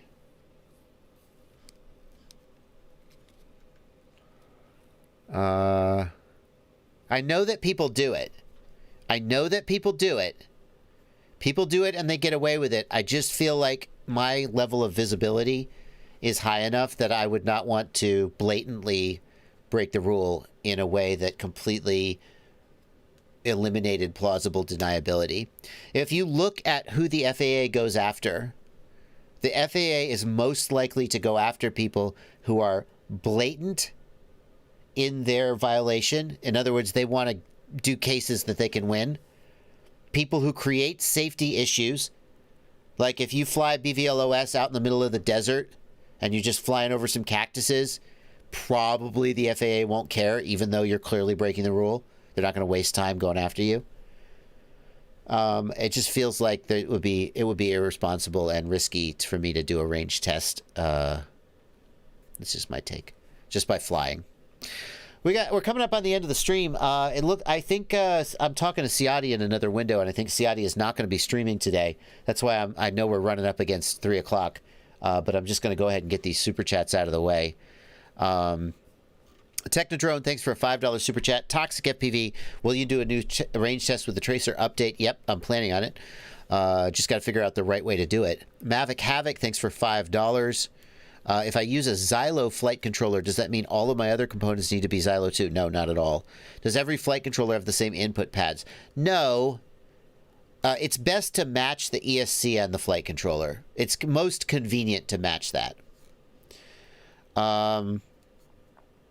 Jaredot, which question am I supposed to be answering? I don't see it. Did I miss a super chat? I don't think I missed a super chat. Am I caught up now? Somebody pointed out, if you're in a sparsely populated area, you can fly from a vehicle under 107. Thank you for, I think I remember that you're right about that. I forgot that. So, got time to refresh my 107. What are my thoughts about Kebab's 5-inch motor? Kebab makes good stuff. If he says it's good, it's probably good.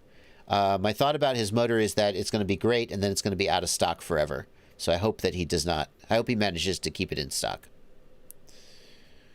What do you think about the new Nebula Pro Vista? The Nebula Pro was on the Flywoo hexacopter, and I thought it was okay. I am going to be doing a more detailed review of it. All right, we are, hang on. Oh, here we go. Have you seen the video of a person who made a functioning linchpin? Yep, absolutely, Jasper SK.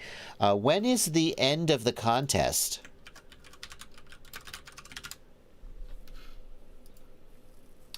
When's the end of the contest? What's the cutoff date for the contest? I'm looking right now.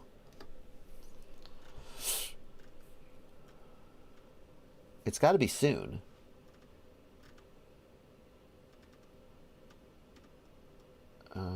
Come on. Contest begins 11:04. Deadline for applicant is 12:25. Deadline to submit entry videos is 3:01. I see. Finalists announced on 3/21, March 21. So we're still a ways out from the contest being over. It feels like that video that we saw of someone who made one was if it may not be the winner, but it certainly seemed to me like it could be the winner. I don't pick the winner. It seemed like it fulfilled the characteristics. He did not say the first one to do it, Skadoosh. He definitely did not say that. I know I wrote the terms and conditions for the contest. That was one of the things I contributed. And the final decision is basically Terry's. There are criteria that the drone must meet in order to qualify as a winner. And it looks to me from that video like that drone fulfilled all the criteria. Obviously, that's not an official ruling. That's just what I saw in the video. I was very excited. There are multiple prizes. If someone else does it better, maybe they'll take first prize. It sure looks to me like that. Like, I don't want to tip the scale, but that was so compelling. So whoever else is going to make one is going to have to really up their game to do better than that, and maybe they will. But it wasn't a race. The way the contest worked is that you have until a certain date to finish the work and submit your video, and then the winner will be picked. Actually, it's not even that. What the contest says is they're going to invite the finalists to an in-person sort of challenge, a shootout, if you will, and they're going to be asked to demonstrate in person, is what Terry's plan was. So. All right, guys, it is way after 3 p.m. I think that Ciati is not going to be streaming today after me. I think he messaged me, and it seems like he's saying he's not streaming today. So that is going to be it for this stream. If you are on my Discord, I will see you in about 10-15 minutes or so to play Among Us for a little while. I will see you guys all again 8 o'clock tomorrow, 8 Eastern tomorrow. And then 6 p.m. on Tuesday is my news live stream with It's Blenty. Mavic Havoc. Would love it if you guys would hit like on the video. It certainly does help. Thanks to everybody for the everything, and happy flying.